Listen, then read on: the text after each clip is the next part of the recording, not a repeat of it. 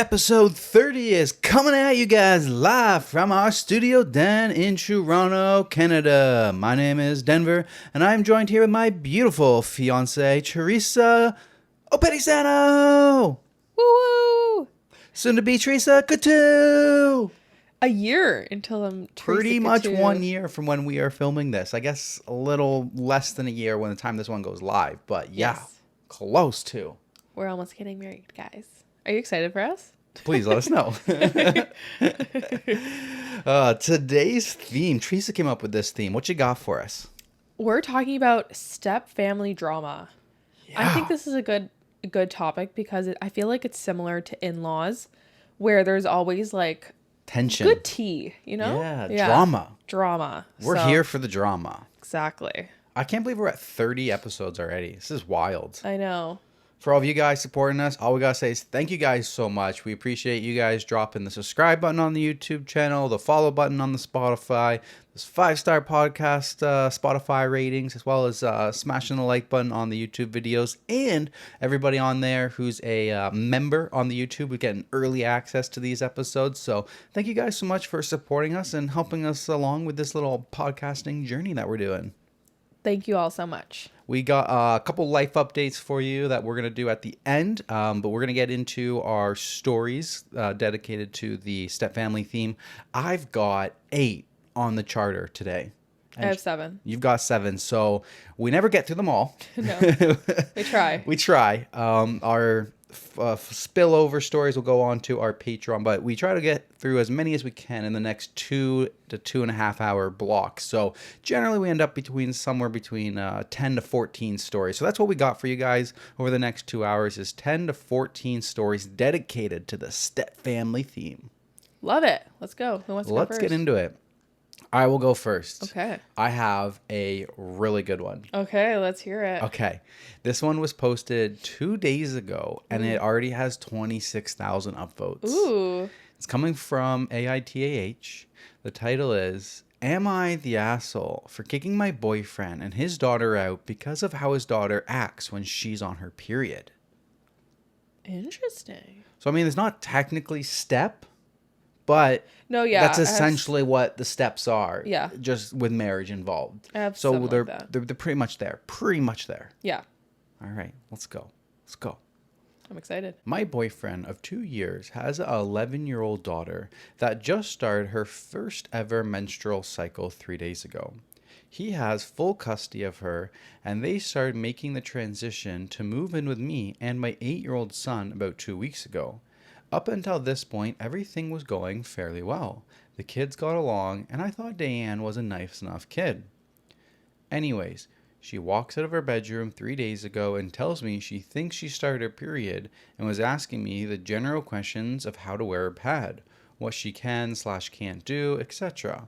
All is well. I let her stay home from school after calling my boyfriend at work to confirm plans and give him the rundown. She was crampy. I work from home, so it was no issue. But all day, she interrupted my business calls to talk about her period. It got to be kind of annoying, but I just dealt with it because it's our first period, so obviously there's going to be a lot of questions. This wasn't even the problem, though. It was what followed it.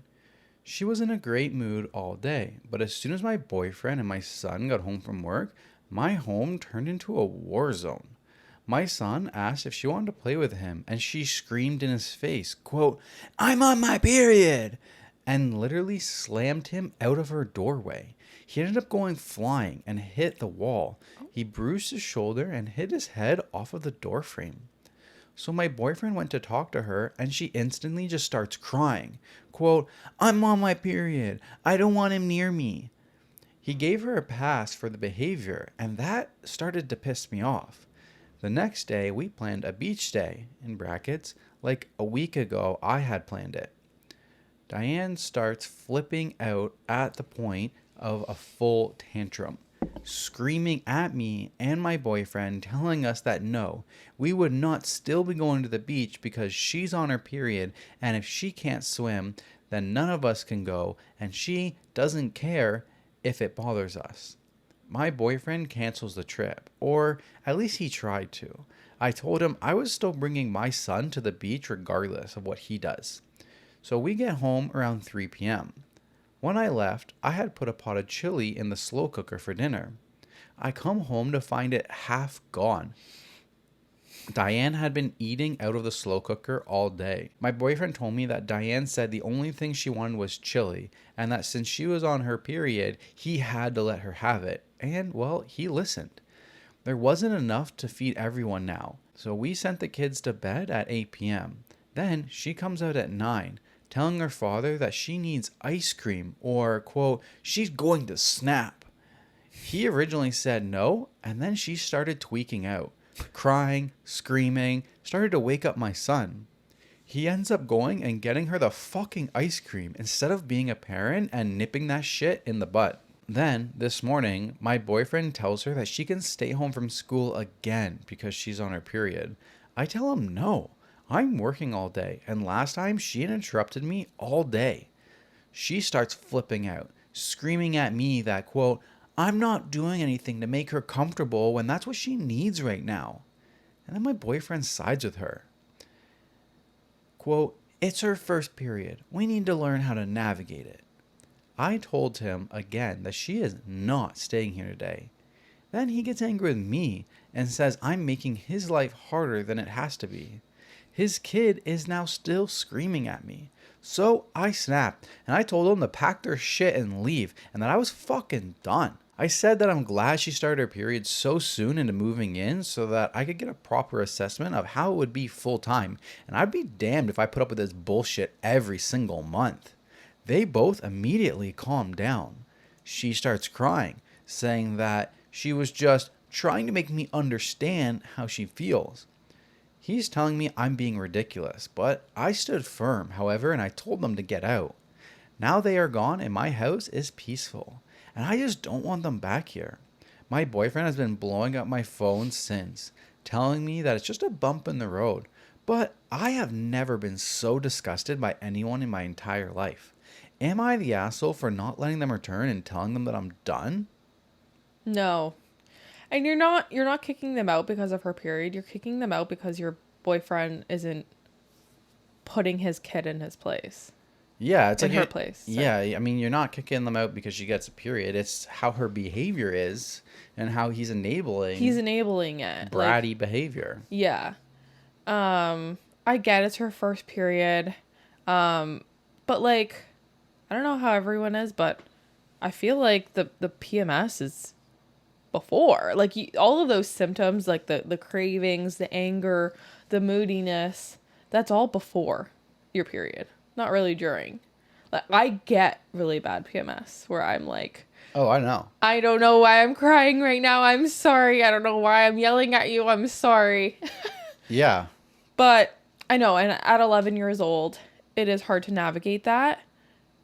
But so I don't think it's her fault. But when you have a dad who is enabling that and just waiting at her beck and call for anything that she asks or needs, like, yeah, I would be really annoyed too. Like, you have to be a father and say, no, honey, you're going to be getting your period every month for majority of the rest of your life. Like, you have to learn that you can't just get everything you want, and the world doesn't revolve around you. Everyone else's lives don't stop because you're on your period. Like, you're on your period for 25% of your life, mostly, like, for women. Yeah, and like you have in the OP the girlfriend who also gets a period. Exactly. And could be like a source that you could use, being like, you know, what's the leniency here? Like, you know, where do I draw the line? And she would tell you like where to draw the line and what is really going on and like what's to be expected versus if she's overreacting. Yeah, exactly. That's what I was thinking. Like when the daughter said, oh, I just wanted you to know how I feel. Like OP knows she's had her period for probably 20 plus years more than you have. Exactly. Like, yeah, but she's 11.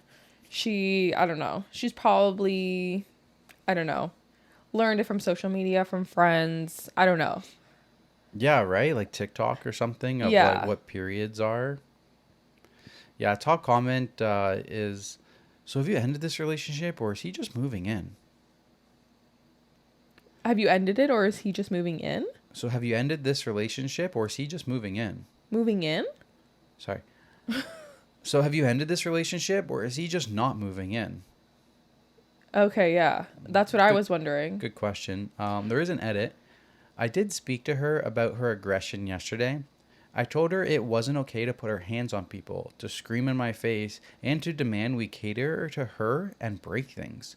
She says, quote, I'm on my period. Nothing I do right now can be held against me because I have no control. Which is enough to prove to me that she does have control and she's just using this as an excuse. Oh my God. Yeah.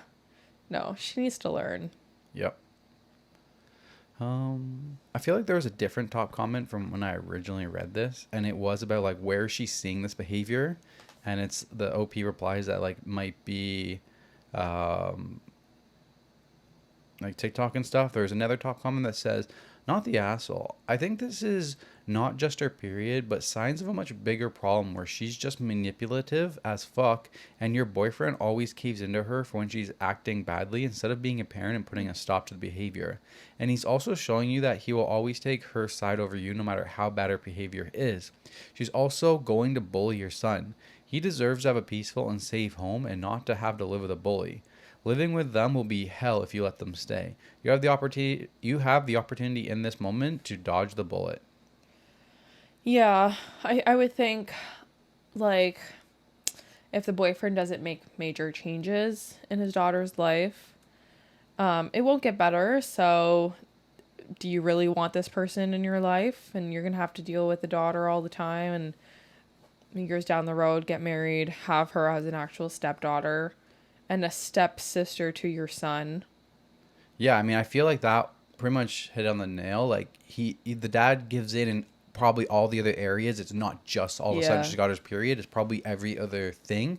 So it sounds like she's gonna be a spoiled brat, and like if that relationship's gonna work, it's like it needs to be relying on your partner to also like if she's setting down ground rules and she's saying no, she's not staying home from school, then like you need to be like, okay, like, you're not staying home from school, like it's exactly. got to becoming a co-parenting thing, but that's got Yes, to go both ways too. Like if he sees something with what your son's doing and you're letting your son have free reign, like that's not fair either. Like you guys both are, you're pretty much agreeing, I feel like, to co-parent co-parent. if you're I moving agree. in together. If you're having a dating relationship with somebody and you guys each have your own kids and you're not moving in together, it's like, okay, I'm doing my parenting over here, you're doing your parenting over here. But if you're moving in, you're agreeing that your partner is now going to be like co-parenting your kid, I agree. and I'm going to want to have the respect of co-parenting your kid. Yeah, because it affects your life too, and It, vice versa. So yeah, exactly. you need to have a say For sure. in that. Another one of the top comments was, out of curiosity, where could she have seen this type of behavior? Because honestly, this sounds like she saw it in some movie or Yeah, whatever and is exaggerating hard. Not the asshole for needing space, but please get your boyfriend to figure out if she is actually nuts or just acts like this because she thinks that's how girls on their periods should act. And OP replies and says, literally anywhere. None of her friends have started, but her dad gives her free range of YouTube and TikTok. She's not allowed to post anything, but she can view whatever she wants.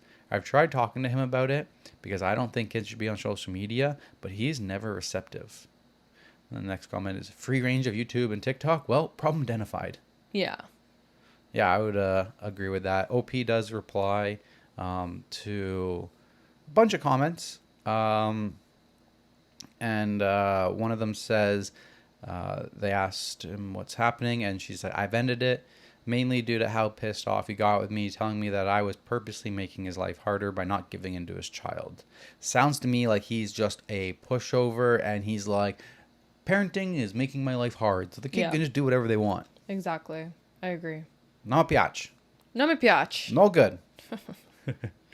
All right, that's all I got from my first story. That So was a good one. on to you. All right. Am I the asshole for making my stepmom look crazy so I can avoid babysitting her kids?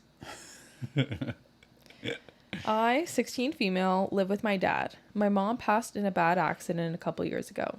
My dad met Josie in a grief group or something like that, and they got married last year. Josie has 2 kids, 8 male and 6 male, and I hate living with them, to be honest. 8 male has really bad, like bad, ADHD and is constantly accidentally breaking things, making messes, and has meltdowns over the smallest things. 6 male is kind of similar, but not quite as bad. They both get into my room and take things or break them. I babysat them once when our parents were dating, and I'd rather jump off a building than ever have to watch them again, I swear to God. Josie offered to pay me when they were dating, but I said no. Now that we all live together, she's been trying to make me deal with them more and more, usually while my dad's not home. My dad thinks I should bond with them more, but he said I don't have to babysit. Josie keeps trying to pull the just watch them for an hour while I go to the store, or loading me up with chores since I'm not watching the kids. I have chores that I do already, so it's not like I'm doing nothing. I just want some time to myself on the weekend. My dad doesn't see it happen, so he thinks I'm exaggerating. I have the smaller bedroom in the house we moved into, but I found out when I was putting stuff away that it has a hatch into like a side attic. Nobody else knows about it. I've started keeping stuff I don't want anyone else to get into in there, and it's big enough that I can spread out a blanket and some pillows and read or work on my laptop in peace. I had the idea to just go up there and avoid Josie when my dad's not home, and it worked. She called for me and came looking for me, but couldn't find me. My dad texted me and asked where I was, and I told him in my room and dropped my phone location for him to see. Josie still couldn't find me, but I slipped out before my dad came home and was laying on my bed with a book when he got there. Josie got big mad, asking where I've been, and I said in my room. My dad showed her the location I sent when she said I was lying and snuck out. Now they're arguing because Josie insists I wasn't in the house, and my dad thinks she's lying and taking it out on me because I wouldn't babysit. I do feel a little bit bad now because I am making Josie look kind of nuts, but I also don't want to babysit or spend my entire Saturdays doing chores. Am I the asshole? Just gonna hold this pillow up here. Yes, I will say that you are the asshole, but sometimes it's okay to be an asshole. I'm on board with you. You're kind of an asshole because you are like essentially hiding underneath the bed where she can't find you, and she's walked into the room and she's like, where is this child? Did she walk out in the road and get hit by a car? Like, I have no idea where she is. Like, you're right. Like, you knew she was coming to find you for babysitting purposes. But at the end of the day, that's still the person who's supposed to be looking after you-ish. And she can't find you anywhere. And she calls your dad and is like, I can't find her anywhere. And he messaged you. And you're like, I'm in my room. You're not actually in your room. Just because your pin is there, you're not really in your room. You're in a secret little room.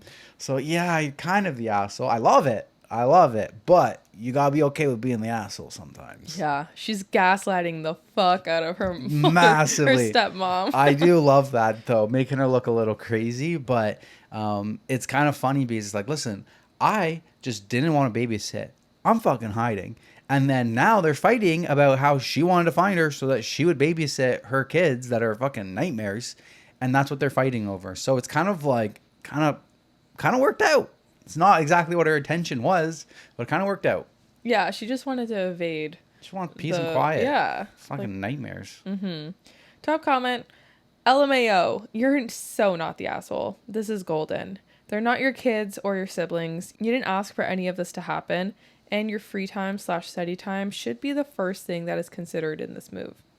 You might want to say something to Josie like, I've done my chores. I'm going to my room now. I have work to do, and I'd like to not be disturbed until X hours, rather than keeping up in the attic highway thing, because I can see that ending up being all your fault when it gets found out. Yep. Study hard, focus on yourself, on your future. Hopefully you can soon go to college or whatever and leave Josie to look after her own kids. Yeah. If you keep doing that, it's not going to end well when your dad finds out that you actually weren't in your room and you were hiding and tricking. So yeah, you got to figure out a way to get your dad on your side to make it so that you don't have to babysit all the time. Mm-hmm. So there are a couple edits. Edit because questions in the comments. I'm not allowed to have a lock on my room and got in trouble for blocking it to keep the kids out. Josie flat out lies to my dad when I refuse to do what she wants while he's not there, And until now, he believes her. And I've gotten grounded for being disrespectful to her, even though the only thing I did was say no. I've tried having a conversation with both my dad and Josie together and my dad separately, and she denies everything. And my dad thinks it's just because I don't like the idea of a stepfamily. Nobody listens to me. I think what I'm going to do, since now he thinks she's lying and is wondering if she actually has been punishing me for not watching her kids, is keep my stuff hidden in the attic and not stay in there for a while like some people suggested. I'm going to try and record Josie, but I think I might talk to my coach at school too, because she's been noticing that I'm losing weight and gassing out too fast at practice, and asked if everything is okay the other day. Maybe she can talk to my dad about it since the stress is affecting my training, or figure out who to get involved that my dad would listen to. Yeah, I would. Yeah, so like you tried talking to your dad and he's not listening to you. 16, I could get it. New wife, whatever, blah blah. But if she keeps lying, yeah, it's time to make some receipts. You got phone, GoPro, you got all this stuff. Time to start making some receipts and dropping that stuff. So you can have your fair side of things. Yeah, for sure. It's unfortunate though that she has to go to that because like Yeah, for sure, your absolutely. parent, like your dad, should believe you. Yeah, but sometimes they don't, and you're gonna have to keep getting pushed around. So if it's, she's straight up lying, then you gotta record her, Yeah. bust her. Yeah. Okay, edit 2. Okay, I talked to my coach and she had me talk to a guidance counselor, and it turned into a whole big thing. Another lady came in and asked me a bunch of questions about my home life, and I had to get a physical done. The doctor says I'm way underweight and stressed, but nothing else seems wrong, so I have to sit out of practices for 2 weeks and track my meals for a while to make sure I'm eating enough. People talk to my dad and Josie too, and Josie is mad and thinks I'm lying to people at school to get them in trouble with DHR. They had a big fight and everyone is still mad. My dad said that for the next 2 weeks I can spend the weekend at my grandparents', they live a couple of hours away, to make sure I can get rest and no chores for me during the week. He said that Josie isn't allowed to ask me to do anything and she's not supposed to come into my room anymore without his permission. He also said he would get a lock for my door this week, but it was a privilege and I can't abuse it or it's gone. I have to go see a therapist and some other stuff too. I haven't told anyone about my spot, but I did tell my dad that I was really home and mostly in my room. I was just trying to avoid Josie that day because she was being unreasonable and I hid whenever I heard her coming. He said he figured something like that was going on. He said he's going to try and work every other Saturday morning for a while to be around more on the weekends and figure this out. Josie won't talk to me at all. Good. Fuck Josie. And also, if you're a parent and you're like very against the lock on the door rule, I don't really get why. Like, it's one thing if it's just you and your kid and it's like there's no reason for you to have a lock on the door, but like there literally is a reason to have the lock on the door in this situation. You have nightmare stepkids that keep running in, barging in and stuff. Like, I would just have a rule, be like, okay, like you can put a lock on your door, you get a key, and I also get a key. So anytime I want to come in, I'm coming in. But your stepbrothers, that's who it's meant to keep out. That's who it's gonna keep out. Yeah, I feel like OP's dad should know what kind of kid she is. It sounds like she's a good kid. Yeah. So I feel like, I don't know, he should trust her and he should give her the benefit of the doubt. Like this whole time he thought that she was lying and that's kind of shitty. Agreed. Yeah. No other updates. That's good. I like that one. Yeah.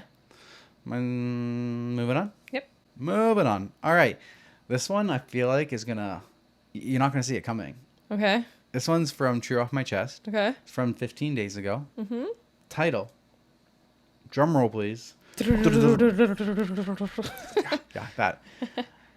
I caught my husband cheating on me with his stepsister. Oh. His stepsister. Yep. Didn't see that one coming. No. Nope. No. I just need a place to let this out. Last week, I, 29 female, caught my husband Jack, 30 male, cheating on me with his stepsister Claire, 24 female. I went out with a friend last Saturday and planned to stay at her house. Jack didn't want to be alone all night, so he said he'd just hang out with his stepsister, since they've always been close. and they ended up going to a bar.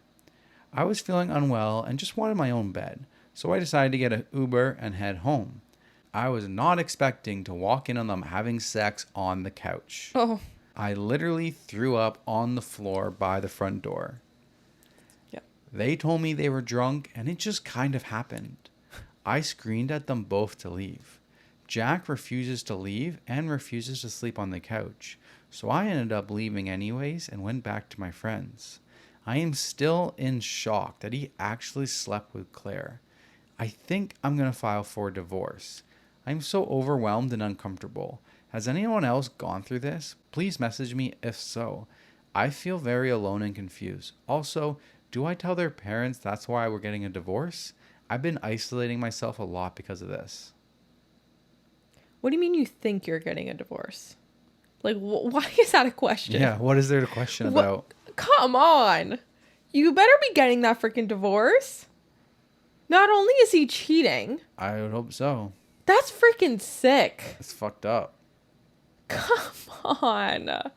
That's so disgusting and vile. Like, they're so close. That's, oh my God. It's fucked. Oh my And God. there's like kind of a big age gap between him and her. What was the ages? 6 years. He's 30 and she's 24. Stepsister's 24. I mean, babe, we're 5 years apart. I know, but like that's like for like, oh. Okay, top comment. Wow, I'm so sorry, OP. Definitely tell their parents. I am curious. How long have they been step-siblings? Yes, that's what I was wondering. Like, did they grow up together? OP replies. Their parents got married when he was 10 and she was 4. Oh! Makes me kind of sick that it makes me kind of sick that they've been in each other's lives since they were young and could actually do this. They've always said they consider themselves as full siblings, so this is really disturbing. I'm literally sick. Her immediately throwing up is such an appropriate reaction. Mm-hmm. Oh my God, this poor woman. I would never recover. Yeah. I'm shook. Yeah, that's so repulsive. I know that's like some people's dream, you know. No. Like, it's a joke. No. You know, come on. You know the joke. What joke? Like, in the porn industry. It's like always joke. I guess so. Stepsis. Yeah, fucking gross. All right, there's another top comment. Do you think it's possible he has been grooming her since they were young? Either way, I am so sorry you have to go through this. It's pretty horrific. I definitely think you need to divorce this creep and get as far away from him as possible. I also think you will have to tell the parents. This is extremely weird behavior. And OP replies and says, this is scary to think about. I really hope not. I think I'm going to call my mother-in-law and talk to her about it tonight. Do it. Like, there should be no hesitation. Yeah, right? I don't know. And this probably wasn't the first time. Probably not. A lot of comments are saying that. Are there any updates? There is an update. Thank God. I'm glad you asked. The original post was 15 days ago, and the update comes 5 days later. Oh my God. I don't know if I'm ready. Update. I wanted more information on how long it's been going on and at what age it started. So I decided to text Claire. I told her I wouldn't tell anyone if she answered my question. So she agreed to tell me everything. I asked her when they first had sex. At first she told me it was their first time, but I told her I'm not believing that. She then confessed that their first time was right before she turned 18. I am so disgusted and extremely concerned. And then I asked her if it's still been happening since then, and she said no. She explained that they did it when she was 17 and never did it again until last week. I don't think I can trust her though. I don't know. She also told me that Jack is the one who initiated sex. But who knows if that's the truth. It very well could be though. Jack and I have been together for 5 years and married for 2. We were going to start trying for a baby soon, so I'm crushed. I wasted so many years of my life with this man, I don't know who he even is right now. I lied to Claire though. I 100% planned on telling their parents. Some of you say that it would be wrong to do so, but because it happened when she was 17, I feel like they needed to know and deal with it however they choose. They didn't believe me at first, until I showed them the screenshots of mine and Claire's conversations. They still seem to be in denial a little bit, and I don't blame them though. I told them that I'm filing for divorce and that I'm moving on with my life. They gave me a hug and they said they would speak to both of them, but I told my mother-in-law that I didn't want to know anything else and to please leave me in peace. She is going to respect that. I more than likely won't have more updates, but I wanted everybody to know for sure that I'm getting a divorce and going to find a therapist because I'm kind of depressed and I need the support to move on. Thank you to everyone who was kind and gave me the advice and support. Wow. Top comment, good luck to you. I wish you nothing but the best. Does STBX Soon to be ex. feel any remorse at all?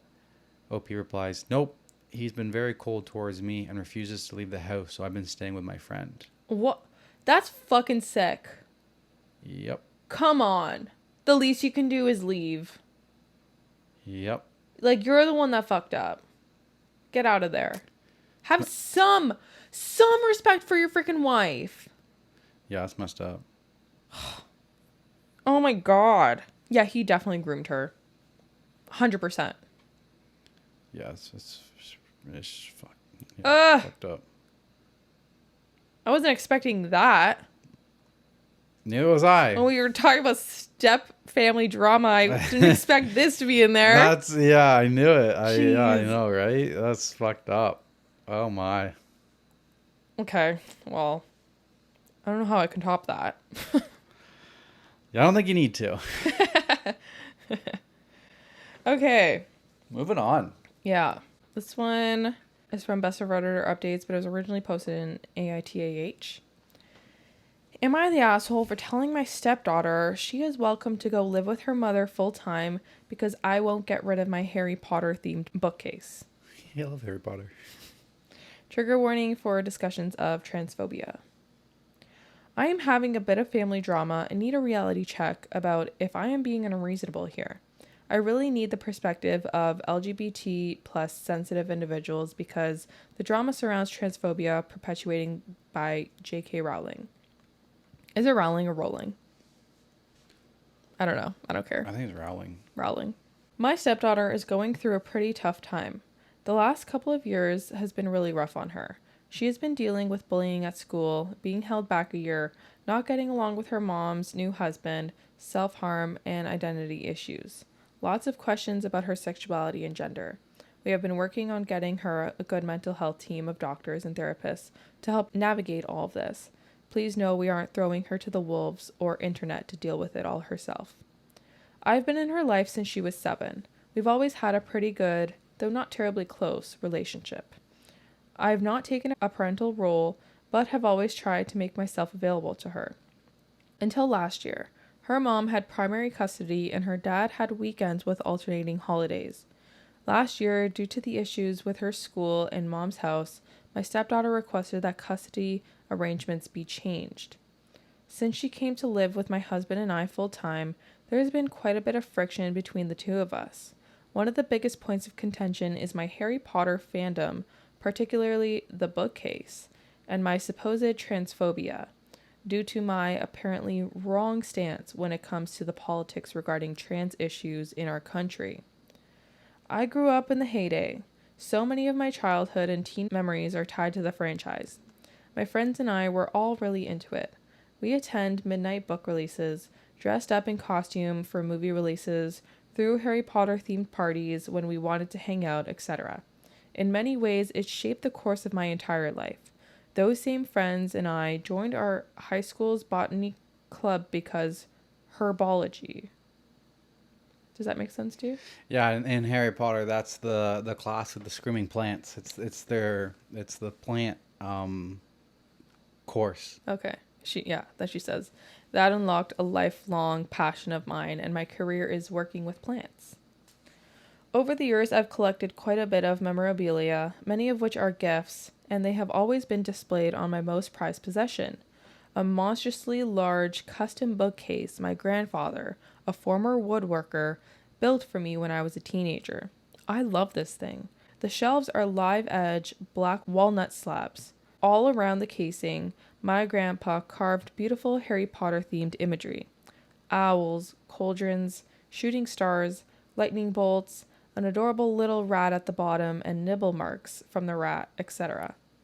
It's both sentimental and valuable. The slabs of walnut for the shelves alone would be pushing $1,000, let alone attempting to value the hand-carved craftsmanship. The bookcase has always been proudly displayed in my home. It currently lives in our living room. During one of our family therapy sessions, my stepdaughter expressed that seeing my Harry Potter shelf made her feel really uncomfortable because of the author, and that she was really disappointed in me and her father for being so supportive of a bigot. I apologized for making her feel uncomfortable in her own home and said that I would take down the Harry Potter stuff. So I packed up all the Harry Potter themed merch off the shelves, made sure I didn't have the books or anything on display that said Harry Potter anywhere. I bought some LED grow lights and converted the bookcase into a plant shelf to display succulents. I bought some witchy, but not overly Harry Potter themed pots for the little guys so they go with the shelf. This was not an acceptable compromise for my stepdaughter and has remained a point of contention, with my stepdaughter hurling that we, referring to my husband, broke a promise by saying we would get rid of the Harry Potter stuff. I tried to explain to my stepdaughter that while I do not agree with J.K. Rowling's political stance at all, the media has a special place in my heart because of my childhood association with it, and that the shelf was very important to me because it was a gift from my grandpa. But she maintains that none of that should matter because it's 2024 and it's nothing but a symbol of transphobia and hate. At first, my husband was supportive of me and my desire to keep my bookcase, but lately the arguments are wearing on him and he asked if I would reconsider keeping it in the living room, suggesting we rent a storage unit to house it in. After the most recent blow up about it, I kind of lost my temper. I didn't yell or anything, but I did very firmly tell my stepdaughter that this is my home and my bookshelf stays. If it is such a big problem for her, she can always go back to live with her mother. I knew it was a low blow pretty much as soon as I said it. I quickly apologized, but it was out there. My stepdaughter had been on an emotional downward spiral. My husband and I have been arguing almost nonstop. I think it is mostly stress because he is at his wit's end with how to help his stepdaughter, but he is becoming pretty mean and nasty towards me, telling me to grow up and just get rid of the fucking bookcase. I know I was a dick for saying my stepdaughter could always go back to live with her mom, and I suspect that will be the main topic at hand in our next family therapy session. But am I really being unreasonable in wanting to keep my beloved bookcase? I don't think so. And I feel like you did a lot. Like you took everything off the bookcase. I wouldn't have even done that personally. Like I can understand that J.K. Rowling, and yeah, you don't agree with her political views, but Harry Potter is not J.K. Rowling. Harry Potter is its own thing, and I'm an avid Harry Potter lover. I grew up on Harry Potter. My sisters love Harry Potter. We love doing Harry Potter marathons. I remember they gave me a little Christmas ornament that's Harry Potter flying on a broomstick. I fucking love that shit. And Harry Potter itself is not transphobic or anything. It doesn't, her the author's ideals or whatever don't blend into the story, and that's why we love it. And it has grown above the author. It's a cult following now, or a pop culture thing, or whatever. Like there's the movie. So I would argue it's also a cult following. Yeah, it is. Like there's the movies, there's a spin-off, the Comic-Con, like everybody loves it and it brings people together. And the theme itself isn't about the author's personal beliefs or anything. So it sucks when something that you love and the author comes out publicly with like those opinions and you don't agree with them. But that has nothing to do with Harry Potter itself. And I feel like the only reason that the person sees that and is offended by that is because of, I think, honestly, like a little lack of like awareness of the world. Like I could be wrong for this, but she's still a kid. And she's very subjective to being offended by these things. But when you're an adult and you gain this perspective of like, just because you enjoy Harry Potter doesn't mean that you're transphobic or anything. And it's above that, and it means something else. And the fact that your father, or was it grandfather? Grandfather handcrafted this bookcase for her passion. Who knows if he's still even alive anymore? He might not be, or won't be very long. So like, that's something that I wouldn't be willing to budge on that at all. Honestly, because Harry Potter represents something way more than just what the author's personal beliefs are. It's not like she's in love with J.K. Rowling and she's got the signed signature of the portrait picture of J.K. Rowling, and that's framed over there, and it's a picture of her and J.K. Rowling, and everything's it's the J.K. Rowling shelf of like everything for her. It's like, okay, that would be a little much, but Harry Potter is a whole separate thing. So I'm not on board with this, and I think that she's already gone above and beyond by taking down all the books, all the memorabilia, and putting plants on there. I feel like she's done her part, and I don't think personally I would have even done that, to be fair. Yeah, I agree with everything you say. I think sometimes, like, I think it's okay to love the art but not the artist. Like, Absolutely. you can separate the two. Yeah. I think it's, like, you don't have to love or even support J.K. Rowling. Or, I don't know if it's Rowling or Rowling. I don't know. I'm pretty sure it's Rowling. There's a W. You've been saying Rowling, so I don't know. I don't know. My bad. J.K. Rowling. Maybe it's Rowling. I don't know either. Oh, well. But yeah, you don't have to love her, but it's hard to separate the fact that she created this whole fandom and you grew up with that. So it has such a big piece of your childhood. It has a really big piece in your life. Yeah. And it kind of like makes you who you are if you're like that big of a fan, you know what I mean? So yeah, I don't know. This one was a little bit tough. I would like to see what other people think on this. There are a couple edits, but obviously we are not, we are heterosexual, individuals, and for us, it might not be as... We're going to lag a certain perspective. Yeah, exactly. And we recognize that. Yeah. So I would love to see, what others have to say on this. But right now, I think where I stand is I think it's okay to not support the person and her political, or I wouldn't even say that's political beliefs. I think that's more of like human rights beliefs. And then still like the work she created. 100%. Yeah. Okay, so there's an edit. Thank you, everyone. Honestly, thank you for those who shared your insights and advice. And thank you to those people who have asked me hard questions to make me think, especially those who asked what matters more, a bookcase or my child. I've been reflecting really hard on what my bookcase means to me and why it is so important. I'm hitting some deep truths I don't think I was ready to recognize about how I really feel about my relationship with my stepdaughter. All in all, I think we just need to shelf things until our next therapy session. I'll see myself out. Okay, and then she replies to quite a few comments that I'm not really going to get into, but there is an update.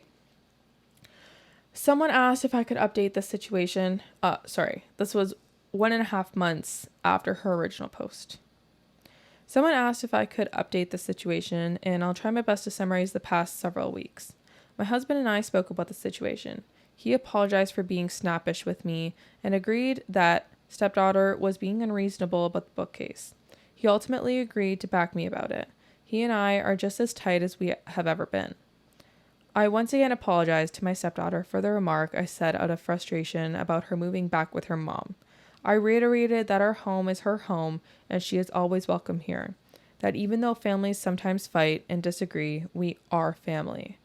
But the general argument about Harry Potter, J.K. Rowling, and my bookcase continued to escalate for a couple of weeks. And then the disconnect about that started to bleed over into complaints about me. She started to be more disrespectful and sarcastic.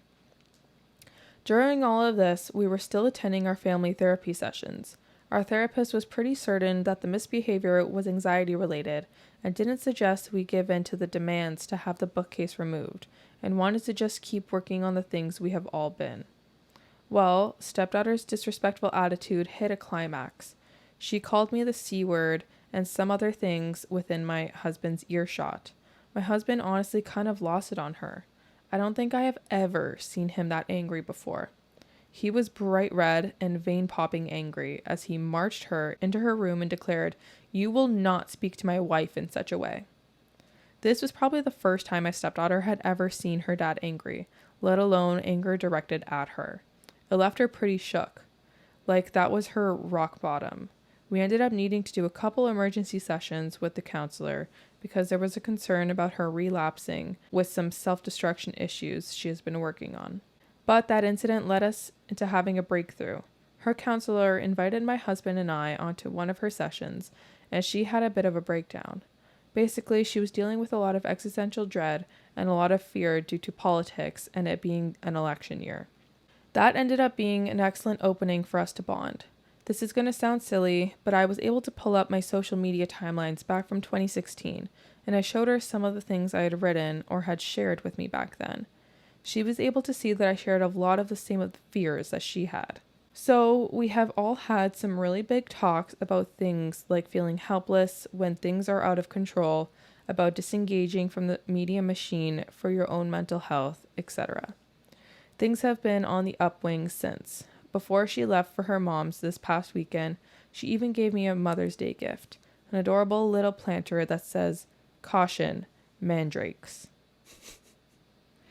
I love it. I put one of my favorite props in it and is in front center of the bookcase now. That's all. Oh, it's good. Good that they came around. Therapy helps. Yeah. Yeah. Nothing else? I don't know. I don't really have anything else. Okay. I don't know. Yeah. I just think that it's good that the husband stuck up for his wife. Put the kid in its place. You can't say whatever you want with no consequences. You can't go around calling people the C word. Yeah. Top comment. How come no one mentioned the bookshelf itself isn't actually supporting JKR? Most people are judgmental about buying Harry Potter stuff because it enriches J.K. Rowling and is viewed as financially enabling her. The bookshelf was handcrafted, so no money was made by J.K. Rowling. Unless I missed something, was this not explained to the stepdaughter? Did no one try to educate her on activism? So yeah, that's a great point. Yeah, and that's what I mean by like Harry Potter is bigger than the author. I can understand not wanting to buy Harry Potter real merch because it does directly support J.K. Rowling. Well, I mean, the stepdaughter bought something Harry Potter related anyway, so. Yeah, caution mandrakes. What does that mean? It's when you pull them. I think that's the one where you pull out of the pot and they're up in fresh air and they just air piercing scream.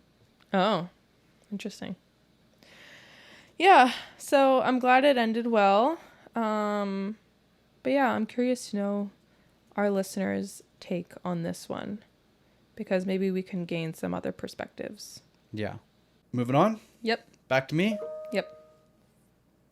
Okay. This one is coming from AITAH.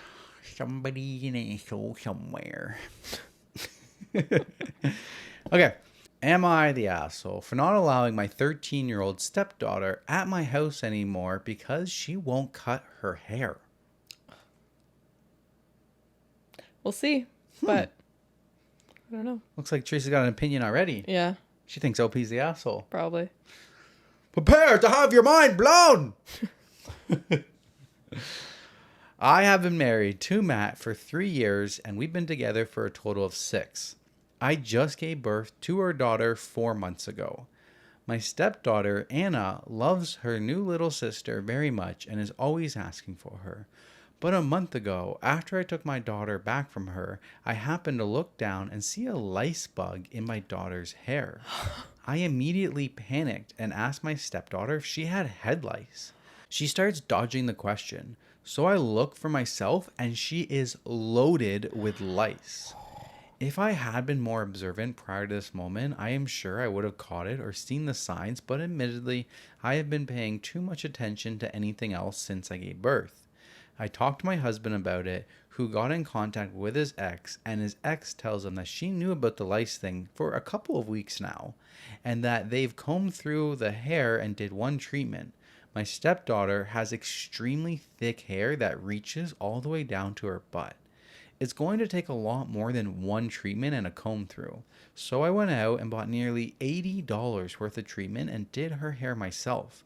I combed through it for almost 3 hours, but it was going to need a follow-up, and I told my husband's ex as much and even sent the product home with her. Well, this past weekend, Anna came back over, and needless to say, her hair is right back to what it was. She's loaded with lice. I asked her if her mom had gone through her hair, and she shrugged and said, a little bit. I told her at this point that she needs to cut her hair. There is no way I can get rid of it, or at least manage it properly with her hair being so long and this thick. She immediately said no, because she's very fond of her hair, and honestly, I don't blame her. It is beautiful. But I blatantly told her at this point that I can't have her around the baby with head lice. I can't do treatment on the baby, and I can't use a lice comb because of her soft spot. So she can't be around the baby if she doesn't come up with a compromise. I told her she's old enough to be going through her own head as well, so she should be doing that, if not anything else. She just got snappy with me and slammed off to her room. I get a nasty phone call a half an hour later from her mother stating that I'm fucking ignorant to try forcing her kid to chop her hair off over an issue that they are, quote, taking care of, and said, these fucking things take time. But you'll traumatize her and ruin her self-image and threaten to keep your baby away from her instead of being an actual parent and help. So I just hung up on her. I then told my husband that he needs to handle it, but his daughter is not welcome here until the issue is resolved because I won't chance our daughter getting head lice. Everyone is pissed at me right now, thinking I'm pushing my stepdaughter away because I have a baby now and have, quote, replaced her. So am I the asshole? This one's tough, actually. I don't know. Pretty easy for me. What do you think? No way. No? No way. She's not saying you need to cut your hair. That's what She's said. saying if you're not going to do the lice treatments and take care of your lice infestation and you want to be around my newborn baby who can't get lice treatments, then another option is to cut your hair because your hair is so long and you're not willing to do any work on it. So you're better off just cutting it because it's fucking infested with lice. I think it's more on the other mom, like her birth mom. Absolutely, to it is. Fix it. She sent her home with it, and then her mom did nothing. But it doesn't matter. I'm like, if here's a solution. If you want to be around the baby, go cut your hair. Yeah. Cutting your hair will help you get rid of the lice. If you don't want to do that, then you just don't get to hang out with the baby right now. Yeah. Yeah. I just, I don't know. I don't know how hard it is to get rid of it on your own. I could imagine that's pretty freaking hard. Like, you can't see. No, but there's parts that you can see. And if you're helping get rid of that, it's helping not to let it build up and do the lice shampoo, the treatments yourself, shampoo your hair with the lice treatments and stuff. Like, Yeah. So she's not doing any of that? Doesn't seem like her ex are doing really anything. Well, I mean, if that's the case, I don't know. Like, I feel like... She didn't say you have to cut your hair. She said if you're not going to do anything about it, that you might be at the point where you need to cut your hair. Yeah. Like she said, she doesn't blame her. She's very fond of her hair. She thinks the hair is beautiful. But at this point, like, it's so far gone. I just feel like OP should be talking with the mom about this. Like, this shouldn't be something communicated to the daughter. Why does OP need to talk to her husband's ex-wife? It's not her job. Or the husband should. That's what she did. She said it's his fucking issue. Oh, well, after. Yeah. But husband's not there. Kid comes over. Kid's still loaded with lice. I don't care. You're not being around my baby. How old is the kid? 13. Yep, 13. That's young. It is young. But, like, it's old enough to know that, hey, you have lice in your hair. You have to shampoo it. It's old enough to recognize, oh, I have lice in my hair. Lice is not good for a baby. That's like, oh, I have poison ivy all over my arms and everything like that, and I want to hold your baby. Yeah. No, you don't get to hold the baby until all of your poison ivy is cleared up. Yeah. You don't get to hold the baby until all of your lice is gone. Okay. I'm dead set No, on this one. that is fine. I do think it is best for the baby, obviously, not to have her around. And, like, but I just she think can't OP, really be in the house either. I know. Like, just because you're not holding the baby doesn't mean the lice isn't going to jump on the couch and then jump onto the baby. No, I know that's so true. It's like, it'll attach to. Yeah, like, it's material. like, if you don't want to cut your hair and you want to clean your hair or other, go home. I just think that OP should have brought it up to the husband first. She did. To talk to... The last time she was there, she went out and spent $80 on lice stuff and then spent 3 hours going through her hair. I know. She cares. She tried and then send her home and the mom did fucking nothing about it. Okay. If the ex was, like, on top of it, then that lice wouldn't have even come back again. I just think the way that she talked to the child, the 13-year-old child, was a little bit too much. Like... I don't think so. Top comment. They're blaming OP for the kid's self-image problems while they're sending her to school with a head full of bugs because we all know middle school kids are super gentle and empathetic to things like this. OP replied and says her mom also allowed her to go spend the night at her friend's all weekend and the weekend before last for a school dance, knowing she was infested. So she's actively not stopping the spread either. That's not okay. Yeah, like, fucking mom is useless. Oh, the ex-wife is useless. It's definitely on the mom. Yeah. But, like, also as a kid, like... She's 13. I know, but if I had lice, I wouldn't want to be around my friends. I wouldn't want to, like, accidentally give them lice and get made fun of. Edit. Prior to this, I did suggest she put her hair up and wear something over it. She refuses because it gives her migraines. I don't wish that she would cut off her hair. But it's the fact that her and her mother aren't doing anything to take care of the issue. In 2 months, her mom has done 1 treatment and 2 comb-throughs and expects me to do the rest with a breastfeeding infant. I'm not even supposed to be around the treatment because of the fact that I'm breastfeeding. This isn't a normal, oh, there's a few bugs type of infestation. On the first swipe I did through her hair, the comb was full and bugs were falling off on the floor and on me. This is neglect. DHHS worthy infestation. And considering her mother does not work, there is zero excuse for her not to be doing it. 100%. Like, yes, I think the person to blame is the mom. And also, where is the husband? Edit. My husband is on active duty currently and will be deployed for at least 2 months. He was here when we originally found out his daughter was infested with lice, and he helped me comb through and do treatments. He left 3 days later for his deployment. He is only angry at me for banning his daughter from the house because Anna still comes here when he is on active duty and wanted to continue doing so because she wants to see the baby. I don't give a fuck. Bro, if you're not willing to take care of your life infestation, then you don't get to come into this house with a newborn baby. You just don't. That's a privilege that you don't get. I don't care if you're 5, 13, 37. You have lice in your head. You're not allowed around the baby. Yes. That's how I feel.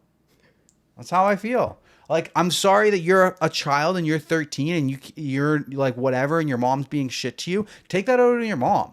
Go back to your mom and be like, Mom, I'm not allowed to see the baby because I have lice in my hair. Can you fucking help me? Yeah. This is not OP's problem. And all these people need to fuck off for their bullshit of trying to blame her. I got OP's back. Okay. I'm riled up. I can tell. No good. That's gross. Oh my God, having so many. That's absolutely disgusting. That's like CPS worthy. Yeah. Like, that's neglect. Yeah. Like, you don't work. She's like lives with her mom full time. She only just comes over once in a while to OP's house. No fucking way. Yeah. I hated elementary school for that reason. Why did everyone have lice all the time? I don't know. I felt like I never had lice. What? I never had it. I never had any hair, so But wasn't it going around? Like, I I feel don't know. like I buzzed my hair. I feel like at one time I did have lice, and my mom, instead of like treatments and stuff, she was just like, bzzz. I was bald a couple times through school. It was not only the one time that I did it to myself. I feel I've lost my hair a couple times. okay, but didn't you get like notices that someone in your class had lice? Like, I feel like we got them Maybe. all the time. I don't know. I was a child. I was ignorant to that stuff. Having a blissful life. Ignorance is bliss. I'm just saying, like, hey, your hair is so long, and I get that your hair is long, but like, you like there is a bigger problem than your fucking hair, and your hair is so long that the infestation is not going away. Yeah, you need to cut some of it off. It will grow back. I don't think cutting some of it off is gonna. That's want just to what do happens anything. sometimes. People, you get a huge lice infestation, you got to cut your hair. That's sometimes a solution. But unless you're shaving it off, I don't think cutting is gonna help it. You think? Does cutting hair because of lice? Let's see what that kind of brings up. Head lice needs a human host to survive. If the hair is gone, so are head lice. Yeah. While cutting a child's hair may seem like an extreme solution, it may be a viable course of action for some parents. If your child already gets short haircuts, it may make sense for you to deal with head lice by destroying that habitat. Yeah, I guess like when you're a girl with long hair, that's a different story. Yeah.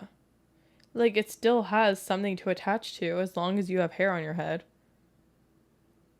Yeah, that's true. I don't know. So were all of the comments not the asshole? Because I feel like there has to be some people on my side. Not that I'm saying she is an asshole. I just think she maybe could have handled it a little bit better. Someone just recommends a product, not the asshole. Doesn't sound like they're doing nearly enough to combat the lice. You have to be so proactive about it. Is she not getting teased at school? Does the school know about her lice? Yeah. You're not being the asshole. Your concerns are legitimate, and you didn't have to deal with head lice around your newborn.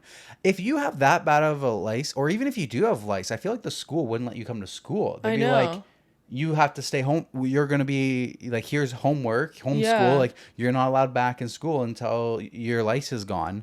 I'm pretty sure, like, I've had lice before, and I think I had to stay home from school. I thought you said you didn't have lice. I don't know. I don't know. I don't know shit about fuck. I don't know. I feel like I have. And then I got my hair buzzed or something. I don't know. All right. Another comment. I had lice for years thanks to an egg donor who didn't give two shits about anyone but herself. You're absolutely not the asshole. That girl's mom is. There is no excuse for letting it get this bad in the first place. I had my hair put in a ponytail and hacked off with scissors in an attempt to control the infestation. And even then, at that point, it took uprooting my life, moving, and a whole custody situation length of time for another family member to finally end the lice. And then egg donor would reinfest the house anytime she tried to visit. Protect your baby. The family is probably being fed a modified story by the other mom. Any family that's getting upset at you, they can host her and a head full of bugs. This is so nasty. My head is getting phantom itches. Ugh. That's gross. Yeah. Annam is a victim of neglect. Yeah. You need to get your husband to get full custody. This is an infestation. She's at risk of developing anemia. Really? Call her school and let them know the girl is carrying a head full of lice. They will make her mother take care of it or she won't be able to attend school. Yeah, that's what I was thinking too. Yeah. Not the asshole. I would not allow someone with head lice in my house, even if I didn't have a baby. Not sure why your stepdaughter wants to keep her lice. You should call her school and let them know she has head lice. Doesn't sound like she's very hygienic. Yeah, like I would be pissed if I kept having lice for this long. It sounds like this has been going on for weeks. And yeah, like I said, I wouldn't even want her in the house. Never mind going to her room. Yeah. Not the asshole, but hi, I work at a professional lice clinic where we treat and check for lice. Combing is the most important part of a life treatment because, sure, a treatment can kill the bugs, but it won't get rid of the nits. If the case is really as bad as you're describing, it might be beneficial to see if there's a clinic near you to take care of it because it's obviously not working at home. Also, anything she has had head-to-head contact with the last couple of days would need to be cleaned. It doesn't take as much cleaning as some may think. Normal laundry on high, clean the hairbrushes, etc. If she has it, there's friends that likely have it, so she may be exposed. If you have any questions, feel free to reach out. I just want to read that last one because it's like from a lice clinic. Yeah, I did. That was one of my first thoughts when you were reading the story, actually, was send her to one of those clinics because they specialize in them. And I forgot to mention it, obviously, but and I know it's probably costly, so I don't know OP's financial situation. Yeah. But yeah, that's also an option. Yeah, no, I'm on OP side here. I wouldn't even, I would have kicked her out of the house, to be honest with you. She let her go to her room. I would have been like, no, you're going back home. Yeah. Okay, let's move on. Time to move on. Way too long. Am I the asshole for telling my fiance that I don't want to take care of her kids? I have been with my fiance, Tina, for 9 years now. We are both 34. She has 2 sons with her ex from high school. One is 14 and the other is 12. Both good kids. I've always been there for them with 0 issues. Tina has always provided for the kids financially and hardly asked me anything. We always cover the bills 50-50, and I always covered her kids financially when she couldn't, which wasn't often, with no problem. Likewise, if I was ever short on money, she would send me far from what I actually needed and refuse to let me pay her back. Money was never an issue. The issue is time. Well, she just gave birth to my baby 8 months ago. A perfect baby girl who was the absolute apple of my eye. I didn't know I could love this so much. The problem is that it's grown increasingly obvious that I just want to spend time with my daughter. I'm barely home as it is. I work 6 days a week. Tina works from home. When I'm home, I'm literally just want to hang out with my daughter because I'm barely able to. I go to work at 5 a.m. and don't get home until 4:30 to 5 p.m. I only get 4-ish hours to hang out a day. I want to scoop my daughter up and just hang out with her. That's it. That's all I want. I'm already missing so much. But Tina's 2 sons every single day are asking me as soon as I get home to hang out with them, to go play pass with them, to go to the park with them, to go swimming or fishing or whatever else. And I keep getting irritated because dividing my time and not spending that time with my daughter is physically paining me. Well, Tina asked me last night what was going on because she said that she can no longer ignore the fact that I'm acting like I hate her sons. I told her that I don't hate them at all. I actually love them a great deal. But I can't ignore the fact that I truly have 0 desire to divide my time between them and our daughter, considering our daughter is growing like a weed and I'm already missing everything. She looked extremely hurt and said that her sons keep asking why I don't like them anymore, and she asked that I talk to them. I told her that I would eventually talk to them, but right now it would be nice if she could just explain to them that I'm trying to be a dad. She said, yeah, well, you seem to be forgetting that you played dad for 9 years before you had a baby, and now you're pushing them away like last week's garbage. She was getting snippy with me and visibly irritated at this point, so I just snapped and said, I don't want to fucking take care of your kids right now. She started crying and walked away.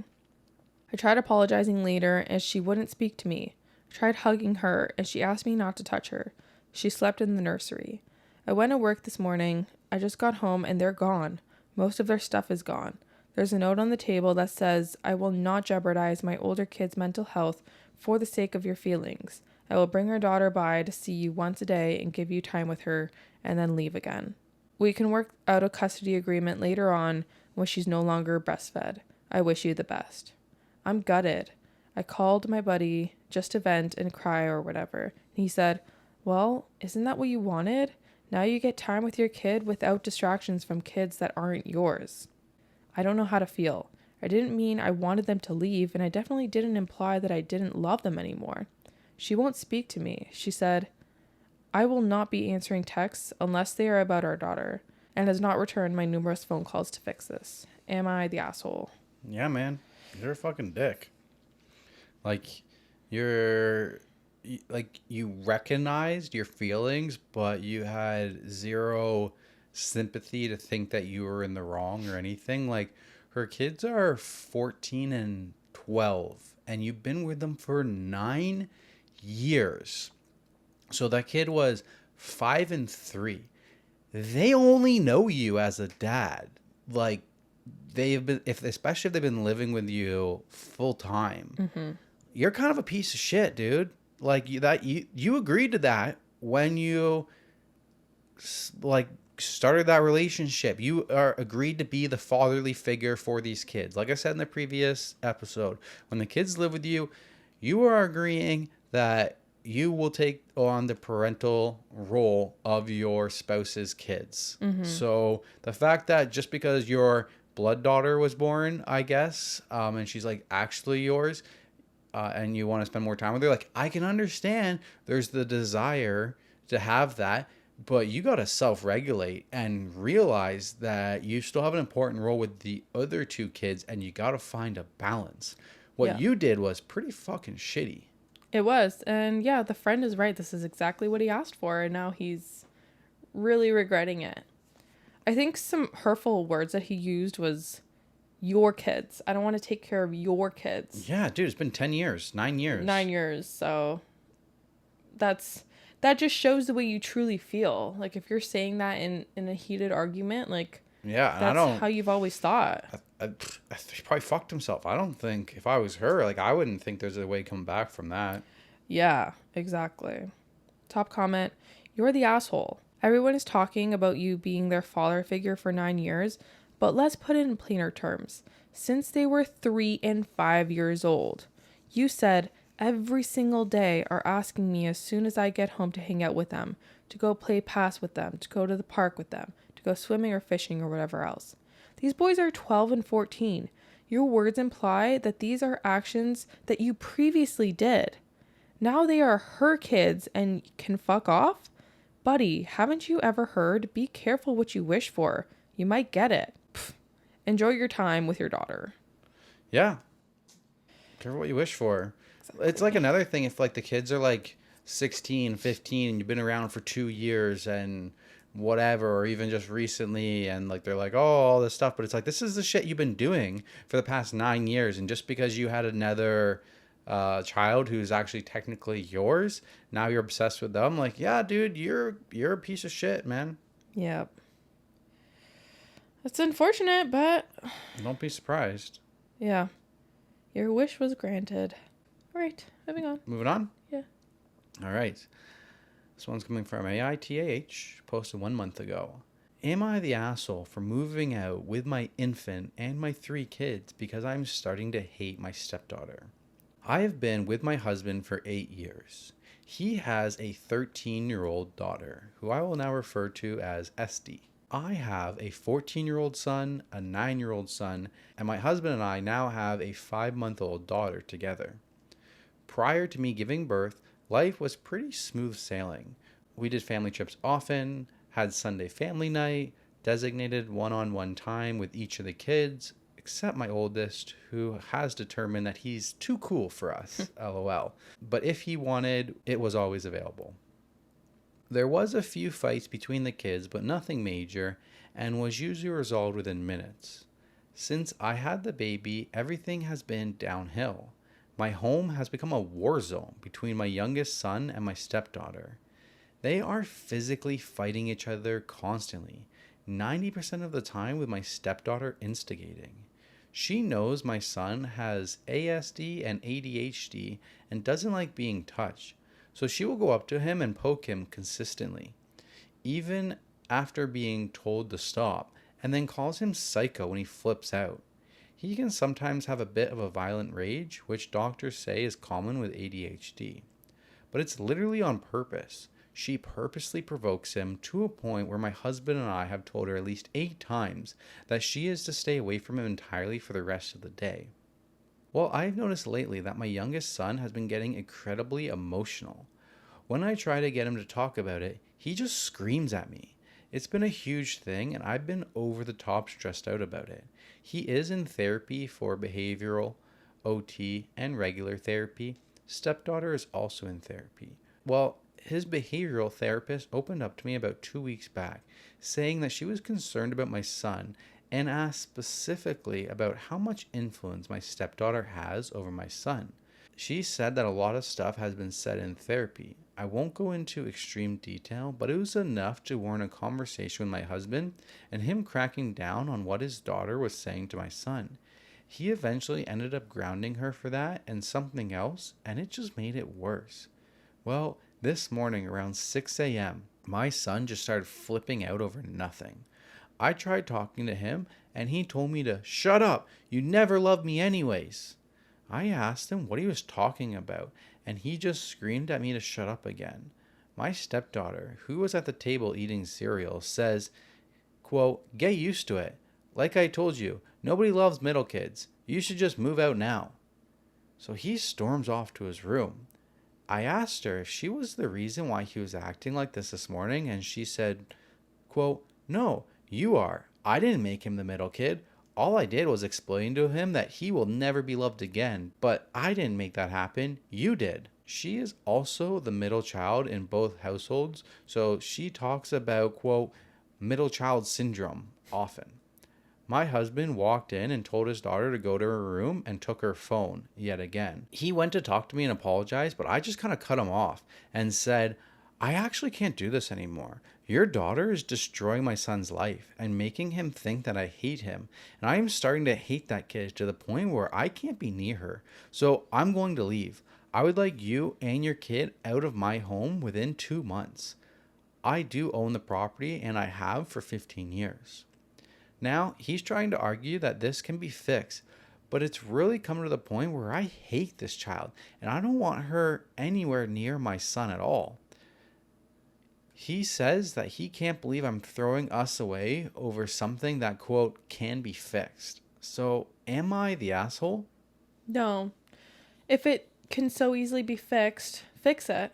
Do something about it. What? Yeah, it's been happening for a while. Fix it. Like, I don't understand how this child, the daughter, can be saying all of these things without, like, fear of consequence. Like, I wonder how much consequences she's been receiving because of this, because Nothing really. it doesn't sound like it, right? Like, She keeps doing it.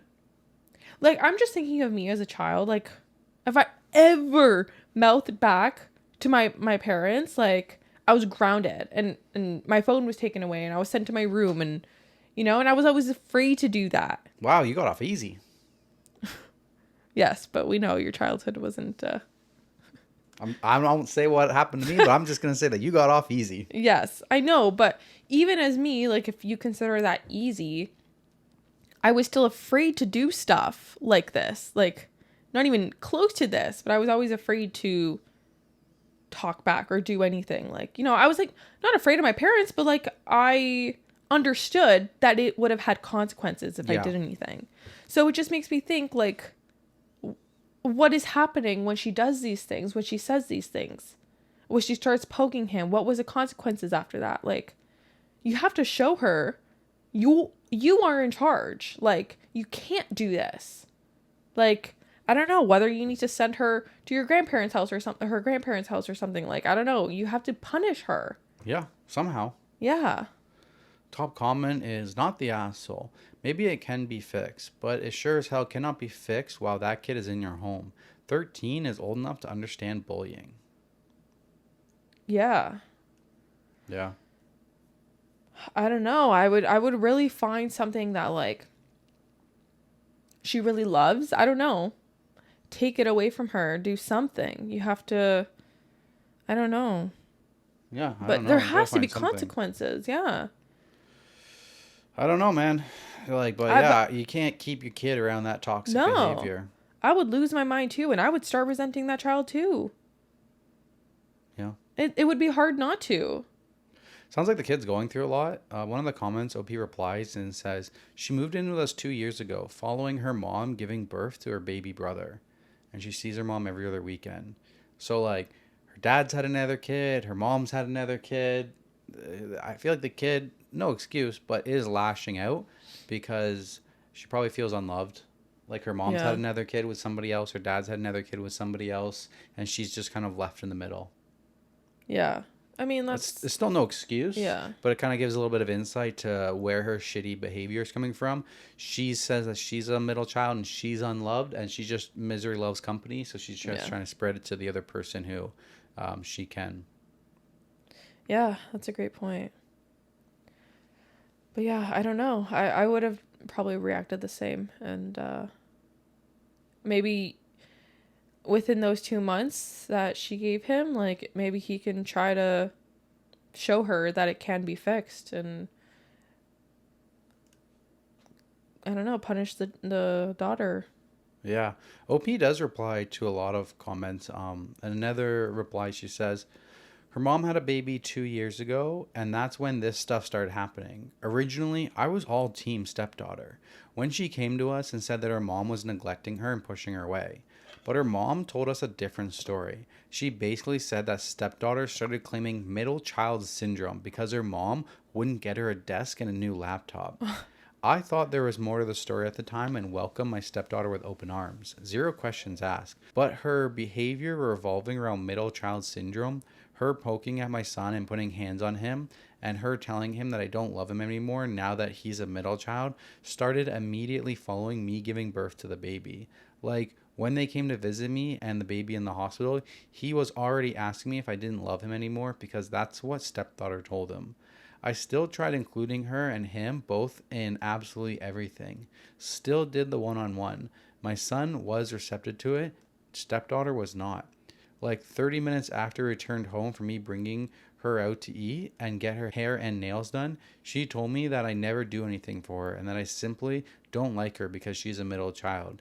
It's been an obsession with her. She's been in therapy since maybe 1 to 2 months after we got custody of her, and more recently she was put in behavioral therapy and nothing is working.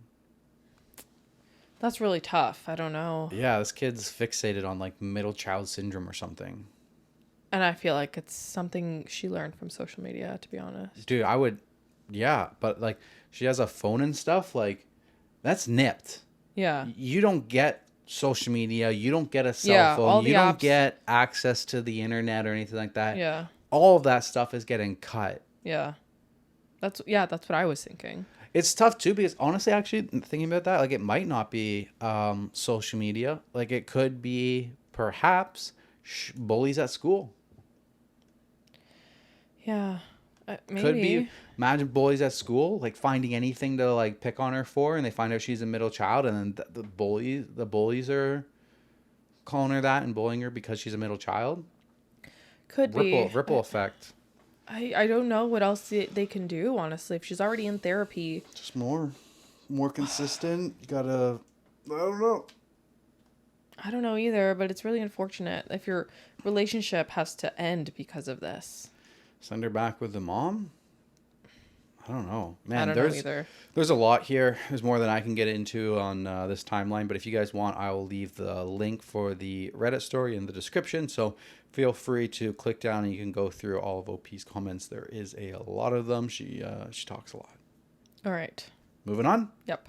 Well, let's go. Am I the asshole for not paying for my stepmom's funeral?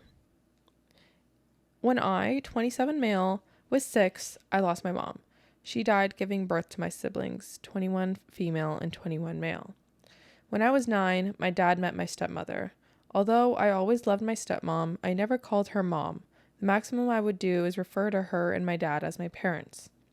When I was 18, my stepmom asked me and my siblings if she could adopt us. My siblings said yes, but I refused. I explained that I loved her, but I wanted to keep my mom as my legal mom. From that moment, she started to treat me differently. I moved out soon after, but I would always visit. She was cordial with me like you are with strangers. She introduced my siblings as her kids and me as her husband's son. Me and my dad tried to talk to her, but she just brushed us off, saying that it was all in her head. 3 years ago, me and my sister became parents. With my son, my stepmom would be impatient and rude, but with my niece, she would always be the calmest person in the world. I had enough and asked what did I do for her to go 180 on me. She said I was reaping what I sowed, that I rejected her as a mom so that she rejected me as a son. After that, I had given up on the relationship. We were cordial and that was it. My dad tried many times to reconcile us, but to no avail. 1.5, it doesn't specify if it was months, years, I don't know, 1.5 blank ago, she was diagnosed with a terminal illness. Out of family, I'm the one most well off, so my father called me and asked me to pay for her treatments. I visited and had a talk with her. She apologized for treating me badly and said she loved me like a son and that she had a bad reaction to my refusal of the adoption and regrets it. She died a week ago. I only found out because my father called after and explained she didn't want me there because she only wanted quote-unquote family. My siblings have approached me and asked me to pay for the funeral costs, and I have refused. They called me an asshole, saying that I couldn't be mad for being excluded because I did it to myself when I refused to be adopted.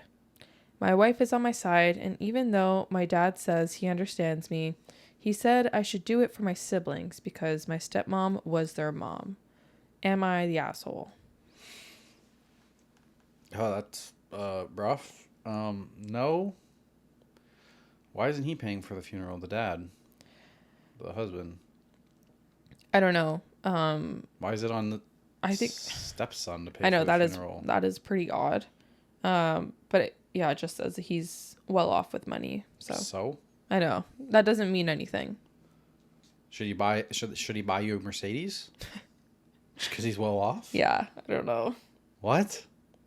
Yeah, I also think it's like the stepmom apologizing when she's sick Bullshit. because she wants him to pay for her treatments. It was a bullshit apology too, Yeah. because if you were hurt, you'd be hurt for a little bit, not for years. Years, yeah, exactly. No. And then also, so were you hurt or were you not hurt? Because I wasn't allowed to know when you died. Yeah, So, exactly. Yeah, he wasn't invited, so you still held that grudge Exactly. till you died. Which, the grudge that you said you didn't have. Yeah. Top comment, not the asshole at all. Man, it's outstanding how many people think it's appropriate to spend other people's money because they have it. I get that on a societal level for various reasons, but where individuals are concerned, I would say that you have no obligation even if you guys got along. Your stepmom sounds like she was an embittered person who craved holding on to a good grudge. Yep. I like holding on to a good grudge, but I'm on OP's side. Yeah, but a grudge, like... That shouldn't even be a grudge. That shouldn't be a grudge. Like, you shouldn't be taking that personally. No, it has nothing to do with you. It has nothing to do with you. The reason he didn't accept your adoption request is because he just wanted to keep his mom, his birth mom, his legal mom. And that's totally understandable. Especially when he's like the older one. He's not going to be as attached to you as the younger kids. Yeah, that's true too. Yeah, they're 6 years apart. Yeah. So, yeah, 100% you don't owe anything to this woman before, during, or after death. No, for sure. All right. Moving on? Yes. Back to me. This one's from AITAH, 22 days ago. Am I the asshole for telling my husband he can't divorce me and still consider himself my daughter's stepdad? My 42 female, 16-year-old daughter is not my husband's biological daughter. Her dad decided after I got pregnant that the mom of his child wasn't the woman he wanted to marry and is not in her life. It was just me and my daughter for the next 7 years until I married my husband. We had 3 kids in quick succession after we got married. They are now 8 male, 7 female, and 5 female. I recently found out I was pregnant, and that has made my marriage worse. My daughter's dad first lived off of others giving him money to be an equestrian. He later... What? Why are you laughing? You know why I'm laughing? Yeah, because I only recently discovered what an equestrian was, and I grew up on a horse farm. You brought this up to me like a couple weeks ago. Do you know what an equestrian is? I was like, a person who rides horses. He's like, I had no idea that was a thing. And I'm like, dude, you literally grew up with horses. What do you mean? Yes. And I talked about this on the weekend with my sister, who also rides horses. And I think the reason that she said is because equestrians are more targeted towards English riding horse people who are doing the horse jumping and such. And I grew up on a quarter horse farm, which is where you ride the saddle with the saddle horn, and it's like the cowboy style where you're roping and doing the cows and stuff like that. So you don't call the cowboys equestrians. The equestrians are the jumping people Yeah. who are riding the horses bougie for ones. sport. The bougie ones. Yeah. That's why my whole childhood, I never heard that word or anything. Thought it was common knowledge. I had no idea. I didn't even know what that was. I was reading stories a couple weeks ago and it said equestrian. And I'm like, what the fuck is an equestrian? Okay, please continue. Sorry. All right. Back to the story. My daughter's dad first lived off of others giving him money to be an equestrian. He later, I found out, started getting hired as a riding instructor / helped others take care of their horses. His inconsistent income / 1099 status was what he used to dodge his financial responsibilities. I started my daughter on this path as a hobby, but it was clear that she was talented. I would work a second job as a stable aide so that she could afford the lessons. I would drive other kids to and from lessons and do other odd jobs to put towards her training expenses until I married my husband and became a stay-at-home mom. My husband was very supportive of her pursuit until she entered high school. We were looking into possible future scholarships, which I understand are very rare, to come out of her competing / colleges with equestrian programs. My husband started lying about how my daughter did not want to do this and how he loves her more than me because he understands her better. He embarrassed me by complaining about the other moms whose kids were competed, saying they were snobs and that he didn't want to try and fit in with them or get their approval. Then he'd complain to parents about the new group lessons costs and etc. I found out I was pregnant and went with my daughter to an event and got too sick and tired to attend a school open house, and he flipped out on me when he came home. We got into a fight and he told me that this isn't working out. I feel he says that to scare me, but I was not scared of divorce because I am not going to grovel for his approval, and I'll make it work without him. I told him I'll happily grant his divorce.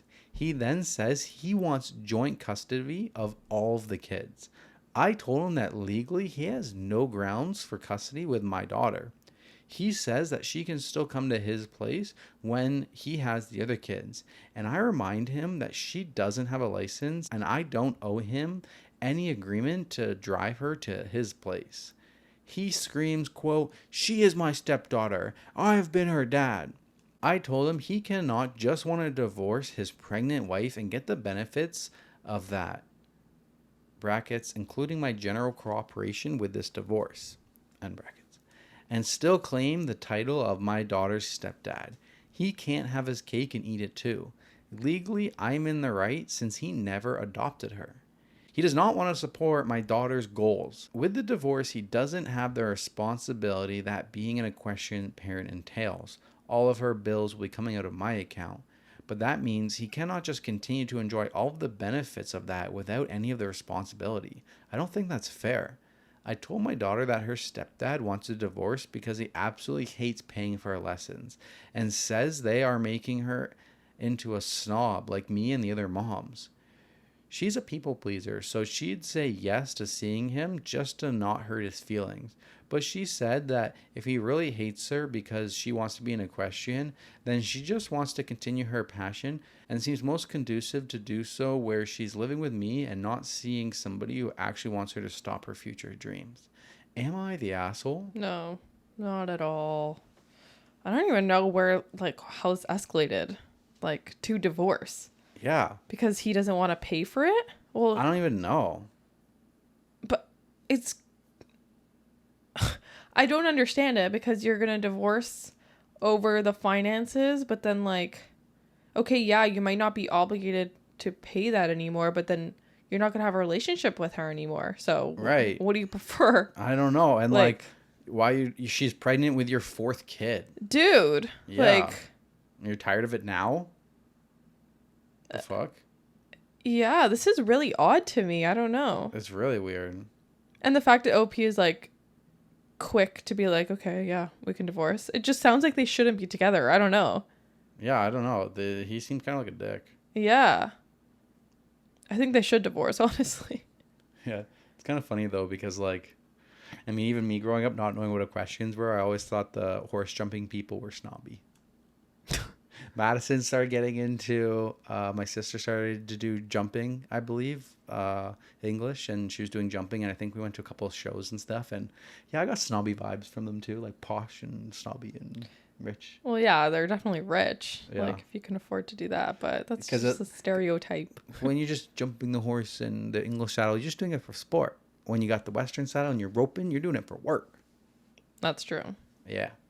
Cowboy. Yeah, if you can afford a horse for sport, you are pretty well off. Yep. But yeah, I don't know. Did they get divorced?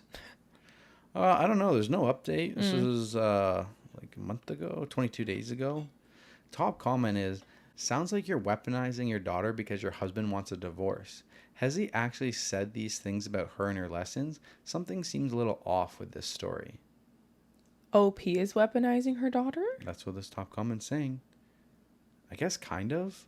She's like, nope, you don't get to have a relationship with her because you don't want to pay her bills for her hobby. Oh, yeah, but didn't he say he wanted a divorce? He did, yeah. So I don't agree with that. He wants a divorce, but he still wants stepdaughter Well, to... you can't have your cake and eat it too. I still don't know what that means. You can't have your cake and eat it too. Can someone please explain that to me? I don't understand it. I've tried Googling it. I don't understand it. You can't have... Why would you want a cake if you can't eat it? You can't enjoy both of two desirables but mutually exclusive alternatives. Why would you buy a cake to keep it in your fridge and not eat it? It doesn't make sense to me. You can't have your cake and eat it too. Well, it's saying you can't... I think it's saying you can't look at the perfect cake and then also get to eat it too. That doesn't make sense to me. A cake is meant to be eaten. But whatever. Move on. Once the cake is eaten, it is gone. It can't be used to say that one cannot have two incompatible things or that one should not try to have more than is reasonable. See, I still don't understand it. That didn't help. I don't know. But yeah, OP's husband can't have the cake and eat it too. Yeah, I don't know. I'm not on either side here. This is a messy situation. It is kind of messy, but I think I'm on OP's side. I don't know, man. Like it's been like 9 years or 10 years or 8 years or something, 7 years. I don't know. Actually, it doesn't say how long they were together, but they've got 3 kids. One oldest one's 8, and she's pregnant with another one. Okay. And now you want out, bro? Yeah. Come on. It's really weird. I don't know. Come on. Okay. Let's move on. Okay. Am I the asshole for telling my mom's husband he could try growing up and not being such a dick? My mom has a messy history and gave me a very messy history as a result. Background on my mom. She was married for 11 years. They had trouble having kids. Turned out the husband had a very low sperm count. I think that's the right terminology. They tried IVF and other fertility help, but my mom couldn't get pregnant. They were depressed. Her husband didn't want to use donor sperm to have a kid. He didn't want to raise a child not genetically his. So my mom decided she would find a quote-unquote donor behind his back, aka she cheated on him with guys that apparently looked enough like him so she could pass the kid off as his. She confided in her sister, my aunt. It was 3 guys, one-night stands with each. All of them had the same physical characteristics of the husband. He was overjoyed when she got pregnant, and then my aunt told him the truth. He'd had doubts, but felt bad about accusing her of cheating, but hearing it was enough for him to say he wanted no part of this. They did a DNA anyway, because there was still a chance it was his, but I wasn't, and he divorced my mom and did not take any kind of role in my life. My mom never got over her ex. She has always loved him all this time, and I'm 17 now. I have met her ex. She set up these circumstances for him to see us in hopes he would fall in love with me. But he never wanted any part of it, and then he got married again and actually had a bio kid, apparently confirmed with DNA. Then when I was 11, my mom got remarried. She doesn't love her husband. I'm not even sure she really likes him. She's trying to get over her ex. Her husband knows this. He also knows she slept around to have me, and he hates it, and I got the brunt of it. He's always such a dick to me. He acts like I wanted to meet mom's ex, and he paraded in front of him like some sort of doll.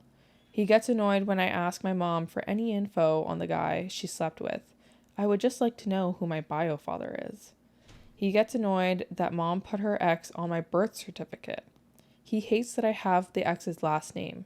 He brings these things up so much, as well as telling me I should be nicer to mom because when she mentions her ex, I tell her she should get past it. Mom's husband was in such a bad mood Friday because my mom found out that her ex and his wife and kid moved away. He told me that I should change my name and birth certificate now and stop holding onto some random guy's info. I told him I'm 17. That's not something I can change yet. It's up to his wife. He told me I'm always so difficult and always rubbing this in his face. He told me I could try being more understanding. I told him he could try growing up and not being such a dick to me when I don't have control over shit my mom does or has done in the past. He told me I have no right to speak to him like that, an adult. Am I the asshole? Nope. Correct. Simple answer. Yep, that's it. 17. What the fuck? She doesn't have control of shit, buddy. She can't change her name. Like, go take it up with your wife. Yeah. I don't even know why these people are together. Like, he has so much resentment towards her past, her child, and she doesn't even like him. Why did they even get married? Well, the OP is making that assumption. That's not fair. She doesn't know why they're married.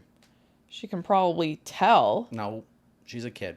She's 17. She doesn't know why they're married. Like, has she asked her mom? Has her mom told her that? It sounds like she's making assumptions. So I'm not there. She's probably making assumptions, but I'm hearing assumptions. Okay. Well, I don't know. He does sound like a dick though. Like, big dick. Yeah. You need to, if this is something that was a deal breaker for you or something that was going to bother you in the beginning, like, you shouldn't have pursued a relationship with the mom. Yeah, for sure. Like, you knew the past, you knew everything, you know, that she slept around to have the child. So you have to. You made your bed. Yes. You made your bed, now you have to lay in it. Exactly. Top comment. You can speak to a stranger any way you damn well please. He's literally not your dad. Not the asshole. You don't deserve this abuse. I'm petty. If you're petty like me, give your mom an ultimatum when/if you leave for college. Quote unquote, help me find my bio dad or I'll leave like your ex did. Ooh. Harsh. Also, he's not a stranger, so just put that out there. He kind of is. How long did she live with him? 6 years. Not a stranger. Never mind. Okay. All right. Any update or anything? No, this was just posted today. Well, if an update comes, we'll bring it into a future episode. Okay. All right, moving on? Yeah. All right. This one is coming from True Off My Chest. It was posted 24 days ago. I'm going to give a content warning, trigger warning for violence/death. My stepdaughter died 4 weeks ago, and I caught my husband and his ex in our bed. Jesus. My stepdaughter, Becca, 14 female, died 4 weeks ago. I've been in her life since she was 7 years old. We were extremely close. My husband, Derek, 40 male, and his ex-wife, Sam, 38 female, and I, 35 female, get along very well. There has never been an issue in the 7 years that I've been with Derek. Sam has always been kind to me. She didn't even care that Becca called me mom too. Right after Becca's passing, Sam had so much anxiety and depression that she was unable to be by herself. She does have no family besides us, so we invited her to stay with us. Sam hardly leaves the house. She mostly just sleeps in Becca's room, which is completely understandable. I always tell her that I'm here if she needs me, and that I want her to take her time with grieving, and that there is no pressure for her to go back to her home. Today, I needed to run some errands. So I asked Sam if she'd like to join me to get out of the house for a little bit, but she declined and said she'd rather just stay at the house and sleep. I told Derek that I was leaving and that I would be back in 2-ish hours. He does work from home. I also told him to check on Sam every once in a while and maybe try getting her something to eat. After stopping at the post office, I realized I forgot my library book that I needed to return, so I went back home to get it. As soon as I walked in the door, I heard moaning coming from mine and Derek's bedroom. I immediately knew what was happening and my heart completely broke in that moment. I wasn't completely sure what to do, but I ended up deciding to confront them. So I walked to the bedroom and opened the door and began yelling at both of them. Sam started having an anxiety attack and ran to the bathroom while Derek kept apologizing profusely. I asked him what the hell was happening. He told me that he made himself and Sam some lunch and they began talking about Becca and shared some memories. And then Sam ended up kissing him and he didn't pull back, and then it ended with them in our bed. They're begging me to understand that it was just the grief that caused them to become intimate and that they both made a mistake. I don't know what to do. I loved this man. I loved Sam. I'm heartbroken that they did this to me and put me in this position. I feel so stuck. That's so sad. I feel so sorry for OP. Ugh. I don't know. Like, I mean, I do know. I would, like, that would be it for me. It is tough, though, because, like, that is someone, like, I don't know, my God. Like, if you cheated on me, and, like, I just, like, have to move on, like, just give up everything, like, as much as I say, like, yes, that would be, like, the one thing to break us up, but, like, how hard would it actually be? Like, I can't imagine. I cannot imagine. Yes. And I don't think grief is an excuse. I know they're both going through something really, really tragic. I don't think it's an excuse, but it's just shit all around. Top comment: you're grieving yourself, and you still found space in your heart to welcome Sam into your home. Yeah. Into your home, so she wouldn't be alone. What they did was take advantage and was very selfish. Hope you find your way through this troubling time, and I hope whatever update you bring is a good one. Love and light, hun. Yeah. That's a great point because yeah, she also lost a stepdaughter who she cared about. So she's also grieving. I did think it was like a little bit weird. Like I wouldn't want your ex living in, like, I know we're like you're never married, but like yeah, it's weird, but like when death's involved, it's like who knows what the right thing is. I mean, like I think it was kind of a good thing that they did, honestly. it shows like, who they are. Bro, you lose your child, man. Like that's suicidal thoughts going through your head. What's the point of living anymore? You know what I mean? Like, Yeah. Like they could have, like she could in her head, she's thinking that she's saving Sam's life, and Yeah, wouldn't be that's wrong true. to think that too. That is because true. losing a child would lead to a depression, and that would lead to thinking, what left do I have? Like, why else am I living? What else am I here for? Like, and leading towards suicide. So I think it was honorable that that's what she did. Definitely honorable. And it's but a pretty big knife to the back. Yeah. That they did to her. They definitely took advantage of her. They both did. Like, it's just such a big betrayal because she said that they were all friends, right? Yeah. Like she was friends with Sam, so for 7 years. Yeah. There's an update. Oh. 2 days later, I decided that I'm filing for divorce. Yeah. I can't ever trust him again. It sucks because we had an amazing relationship. Well, so I thought. He's always been great, so this was a complete shock to me. Last night, Derek came over to talk. He confessed to a lot. Turns out it wasn't their first time having sex like most people thought. They've been having sex since 3 months before Becca died. I am completely shocked and heartbroken. Sam also reached out last night and thanked me for everything I've done for her and told me she was sorry.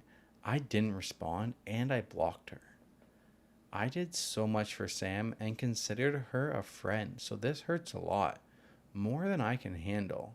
This is all too much. As hard as this is going to be, I need to leave Derek and cut them both out of my life. I am ready to do so. I am done. Also, for some people saying I deserve this because I should have known better than to let Sam in my house around Derek, but you need to understand that I'm a giving person. I trust people more than I should.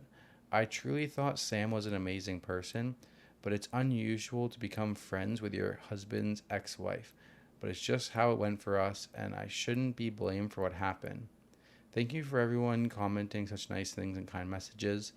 You've all been very helpful during this insanely difficult time. I appreciate it. Oh my God.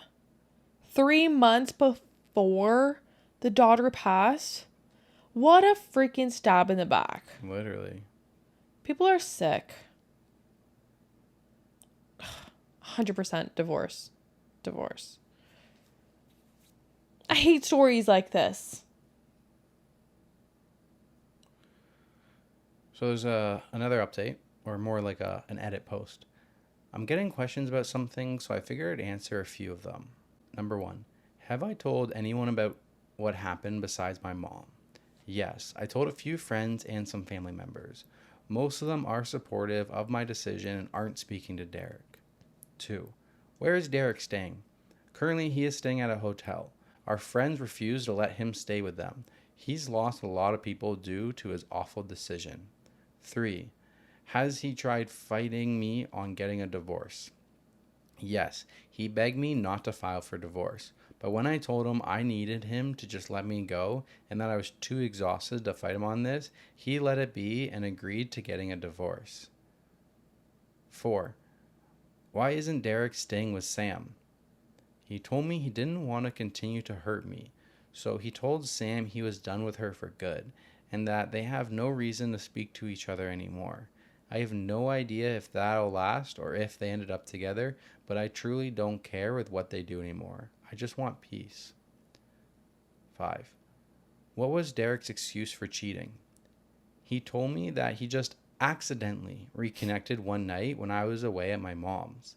He was stressed we weren't conceiving and were having miscarriages, so he vented to Sam, and that somehow led them to sex. Disgusting of them both, I know. Truly, truly so disgusting. Oh my God, this woman is going through so much right now. Like, that's insane. Yeah. Like, I hope it was worth it. Now you lost everything. You've lost everything. Literally. So there's another update. Oh my gosh. So I think this is 3 days later. I just found out that he is staying with Sam and not at the hotel. He told me it's too expensive to stay at a hotel, and Sam is the only one that'll help him right now. I did have a feeling this would happen. Yeah. Just knowing that they are still probably sleeping together hurts my heart. I talked to my lawyer this morning, and we are proceeding with the divorce, and Derek agreed to it. It's actually happening. I feel some relief that he's not fighting me on this. My mom leaves on Sunday. I am scared to be alone, but I go back to work on Monday, so I'm hoping it'll be a good distraction. I'll keep updating if anything else happens. Thank you, everyone. Yeah, I did think that was going to happen. Because I thought he was only, like, doing the hotel thing in hopes that she would change her mind. Yeah, it's rough. It's rough. So another update that comes 5 days later. I figured it's been a few days, so I should give a little update. My mom is leaving in a couple hours, so I'll be alone. I'm kind of nervous about it. She helped me stay distracted and kept me going. I don't know how I'm going to handle her being gone. I go back to work tomorrow. First day back since Becca's passing. I'm looking forward to it though because it'll keep me distracted. Also, I did read some of Becca's diary. It made me love her even more. She was such a sweetheart. I went back a few months and saw that she noticed some weird behavior between Derek and Sam. Didn't mention that she knew of the affair, but she just wrote that she thought it was kind of strange that all three would hang out more than usual without me. I might read more, but so far I haven't found anything that's disturbing.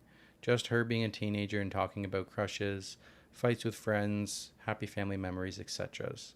Tomorrow I'm going to be talking to my lawyer and I might have some more updates. Thanks for the continuous love from everyone. Wow.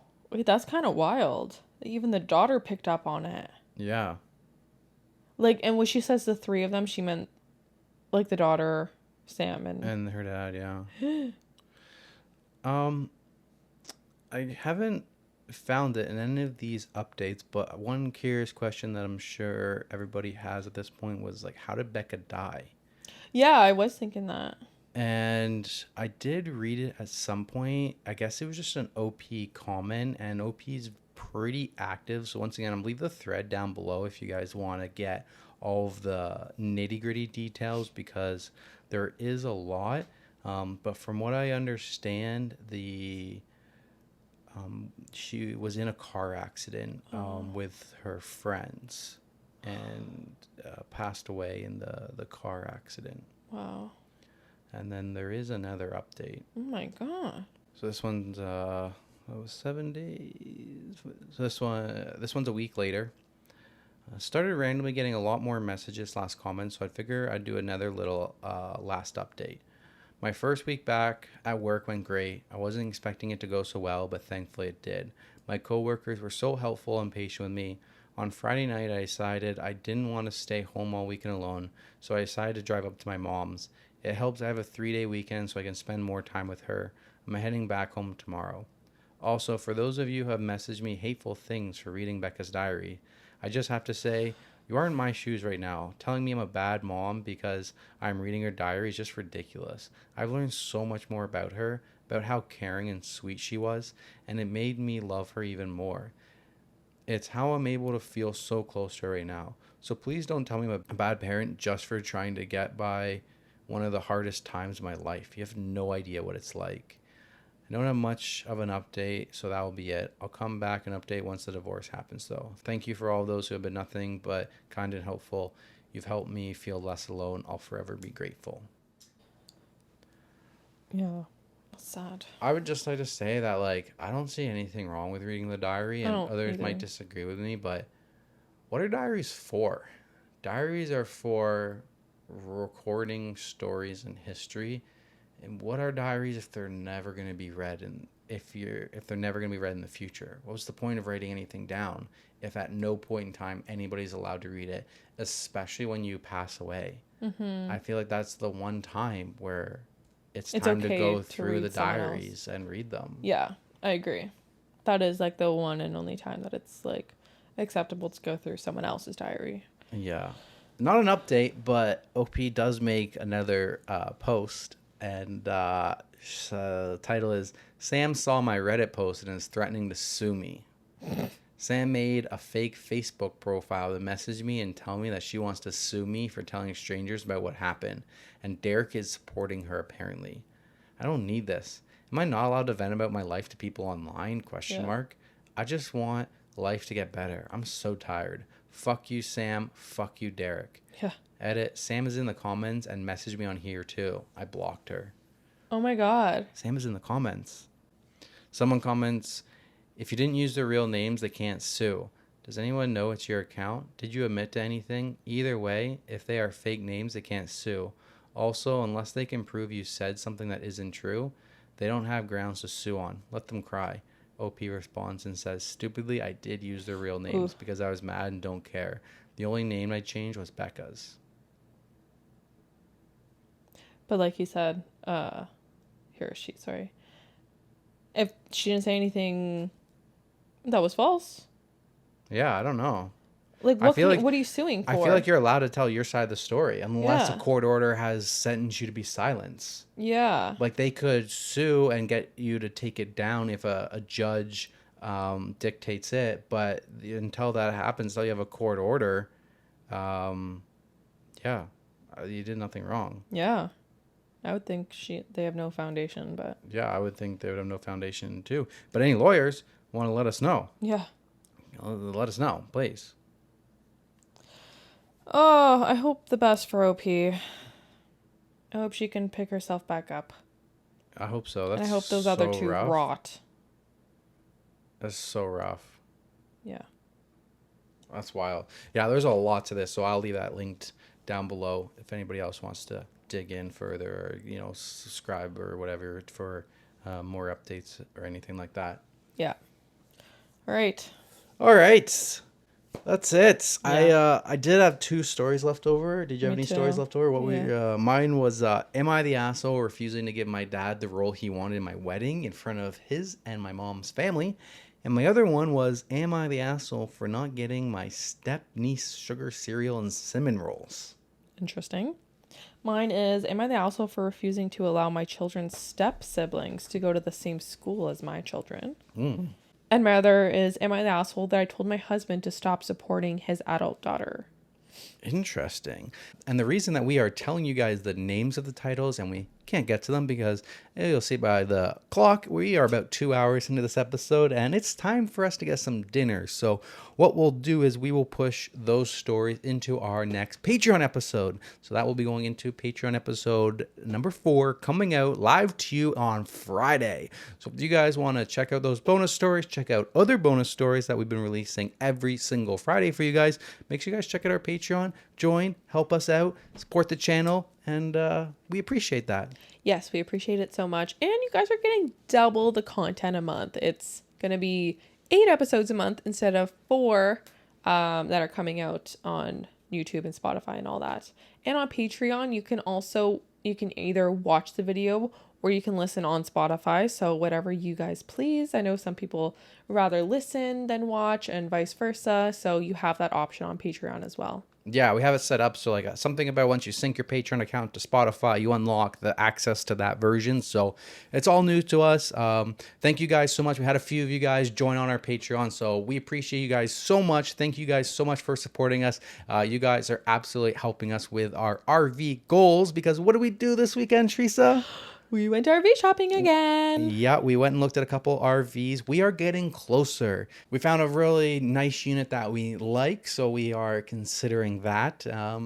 Yeah, so we're getting a little bit closer, almost ready to pull the trigger, maybe aiming for September, because we got to put the 60-month or 2 months notice on our apartment, our condo. So timeline is looking pretty good right now. You excited? I'm excited. I hope it works out. I hope it does work out. Yeah. And then what else did we do on the weekend? We went and visited my dad's new house up in Barrie with Liz and my sisters. We had a nice barbecue and everything.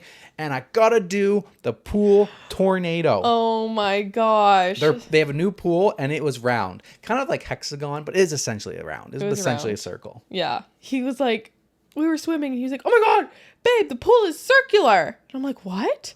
And the cat was like, your podcast. And I was like, what? I was like, I don't remember this. I don't know why. Yeah. And then Madison's sitting in the circle and she's like 8 months pregnant. So she's got the floaties and she's just enjoying the weightlessness. And then Leslie was there too. And then the 4 of us, without Madison in the center, the 4 of us, we just started walking / running in a circle around the edge, and it started to create like a whirlpool in the center of the pool, and Madison's just in her floaties just like spinning in the center of the pool. Piper, Cat's dog, like came and like swam, and then she like went to go back to the steps, but then like the whirlpool like kept her, and you could see like the look in her face. She's like trying to swim forward, but she's getting like brought around the circles. So I had to like pick her up and help bring her out of the current that we were creating. It was rough. It was a lot of fun. Yeah, it was a lot of fun. Current got rough though. Yeah, it did. It was you could not go backwards or stand. No, it was moving you. Yeah. I thought we would get fast enough for a dip in the center, but it didn't go that fast. It was moving though.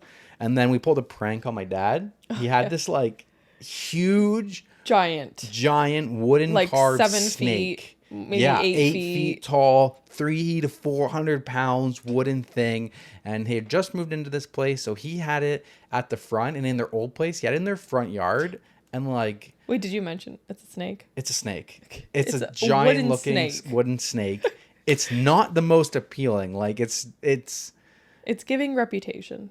It's very odd vibes, and my dad had it in the front yard, and he loved it, and nobody else loved it, and he's like, why don't you guys like it? It's pretty fun. So he had it kind of like in a waiting spot just to the side of the garage, and when we first got there, we went off to like the store or something, and we talked about like pulling a prank and like moving it, and we went over, I'm like, how the hell are we gonna do this? We grabbed a dolly, we put on the dolly, and like Teresa, Kat, and me, and we like worked it all the way over, and it was a challenge. It was so hard. There was like a bridge that went across the garden. We had to go beside the pool, and I was like, what do we try and do this? And it falls into the pool. Like, we're not getting it out of the pool if it falls into it. Like, Done. It was right along the edge, down these stairs, up another hill. It was this huge, huge undertaking. We're like, how funny would it be if he comes home and the snake's gone? It's in the backyard. And we did it. Madison was the videographer. So we got some video of us struggling so hard to like maneuver this snake. And then we put it into like their backyard in like the woods beside a tree. And it was like 2 hours that he had been home and didn't notice it. And we were in the backyard. We were in the entire backyard. 2 hours. Like, yeah, we were in the pool. He walked back and forth to the shed, walked by it 3 or 4 Yeah. times. Nothing. We're all like talking shit behind his back, being like, when's he gonna notice? We're all laughing. Yeah. We're in the pool and he's like near it, and we're all just slightly chuckling. And then Liz was like, his girlfriend, Liz was like, why don't you like water the plants over there that are like right by the bottom while you have the hose? Like, water the plants. And he's like watering the plants for like a good like minute or so, and then like he's like, wait a second, how did this get here? Then we show him the video of us struggling. He got a good chuckle out of it. He's like, yeah, I was planning on putting it back here anyway, so worked out good. Yeah. So if you guys are on YouTube, stay tuned because I'm just going to throw up those raw videos. I'll give those to you live. And I'm just going to throw up the raw videos at the end of this video. So just stick tuned to the end and you'll get that. And if you're on Spotify, that's a reason for you to come over to YouTube. Hit the subscribe button, hit the like button, and join the YouTube membership for early access to all of the YouTube videos if you want early access to episodes. And yeah, thank you guys so much. thank you all so much for listening. Episode 30 in the books. Yes, we appreciate all of you. And hope you have a great week. All right. Peace out. Bye. Oh, yeah. We're getting Domino's. What Domino's you want? You want barbecue chicken? Hawaiian? You want barbecue chicken. I'm getting barbecue chicken. If you guys get Domino's, get the barbecue chicken. All right. Goodbye. Bye. This is the biggest threat that's ever come out of me. Pool noodle.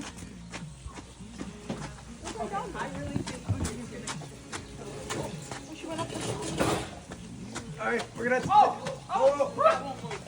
take a break. Push it up. Get it. Push. Then you'll need to straight before we get it up above. I'm not sure. Yeah, we're here. Push? I'm gonna push? Okay.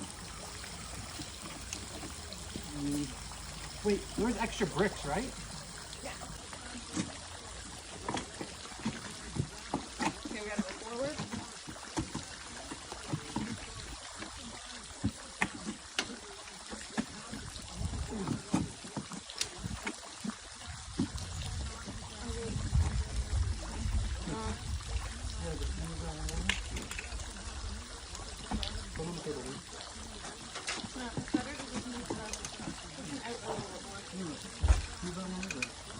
We got where? Here we go. Not too far, babe. Get the wheel in the center. All right. Somebody left the side gate open. We gotta remember to keep the side gates. We all did because we're not. That was not one of our. Oh my gosh. Holy shit, we're doing it. Okay, now what? We're gonna turn it? Yeah, now we gotta turn it. I broke two items. All right. Okay. Let's keep coming. Keep coming forward. Forward? Right there. All right, I'm gonna rotate to the right. Maybe we should just put it down. Can I step through this bush? Go for it.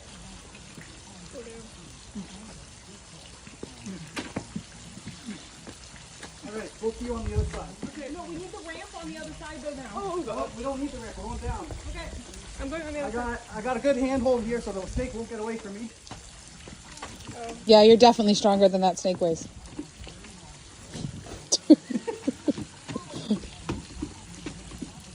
Bounce. Good job. I really like my job in all of this. Wait, are those stairs? Yep. That's not gonna be good.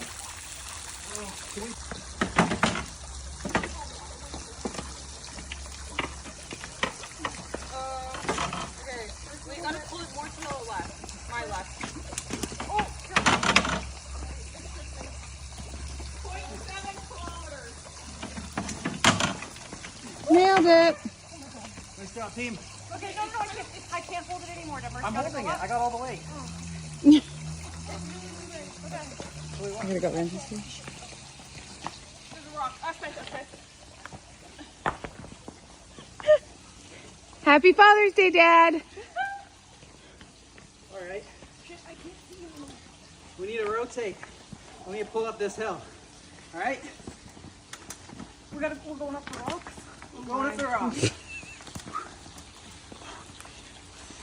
Pull. Push. Teresa, get right behind it. Push with your legs. Push it. Push with your legs. You zoomed in this.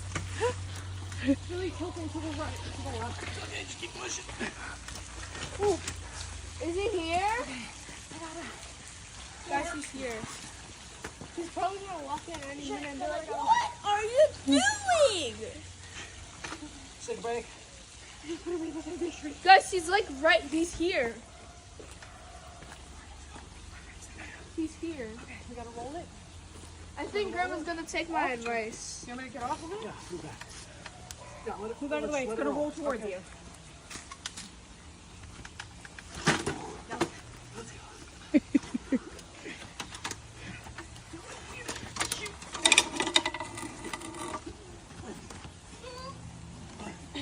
No, you're on the tree roots, guys. You gotta pull it forward. Oh my God.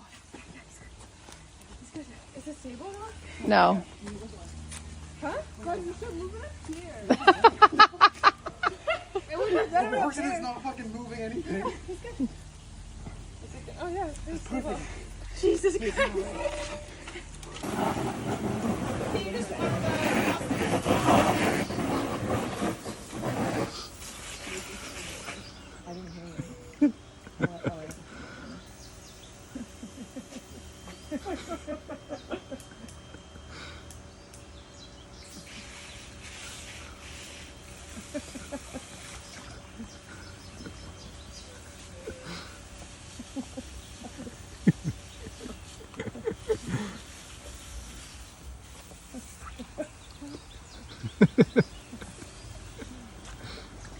Hey! You